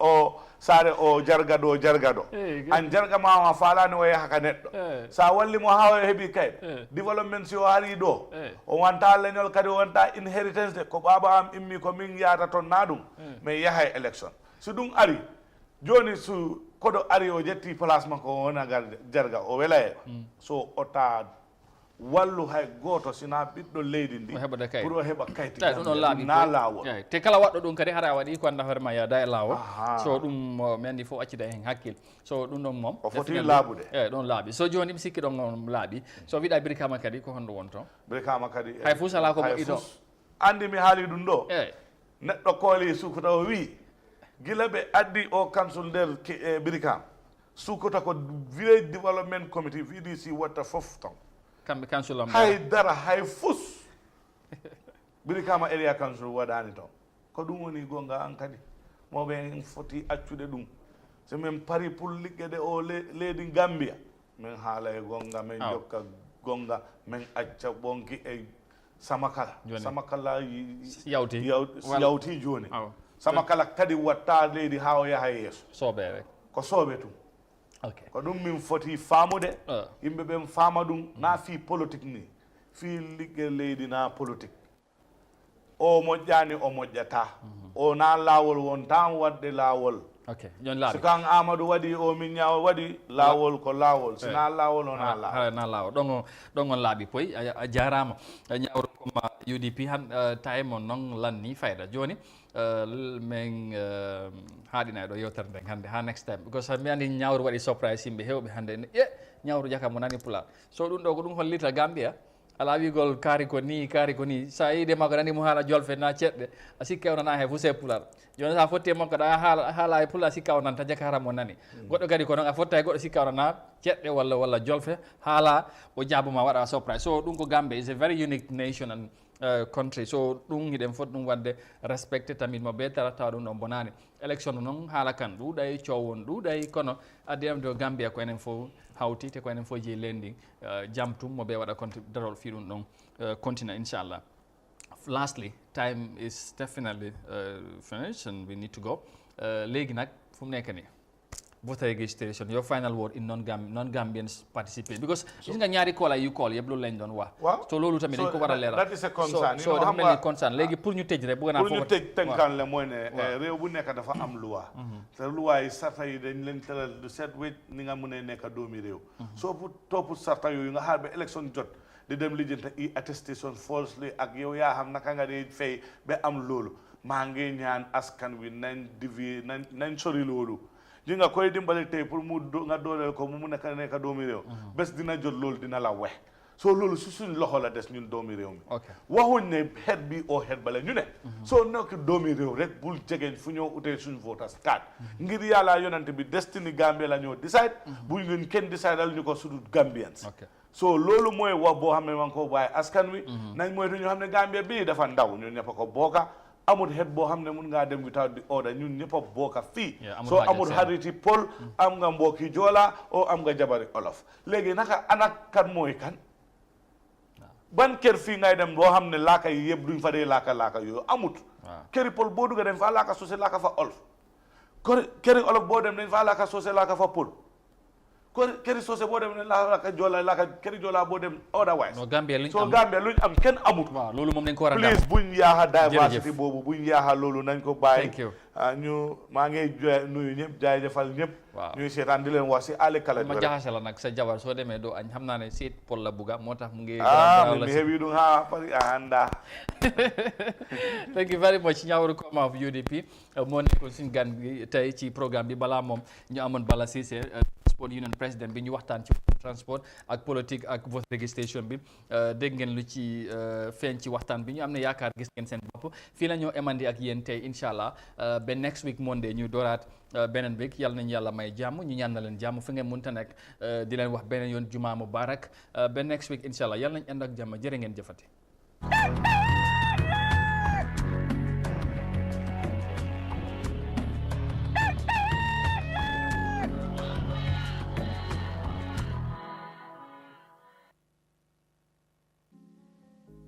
The pride we take in our brand, the work we put into constantly change the landscape and elevate real estate in the Gambia, it's compared to none. From inception, our goal was to add value to the beautiful Gambian landscape. That's why we are proud innovators of community estates. Kololi Sands is an exceptional piece of work, tailored for ultimate convenience and luxury, to bring you an element of finesse that is rare but unique in its own.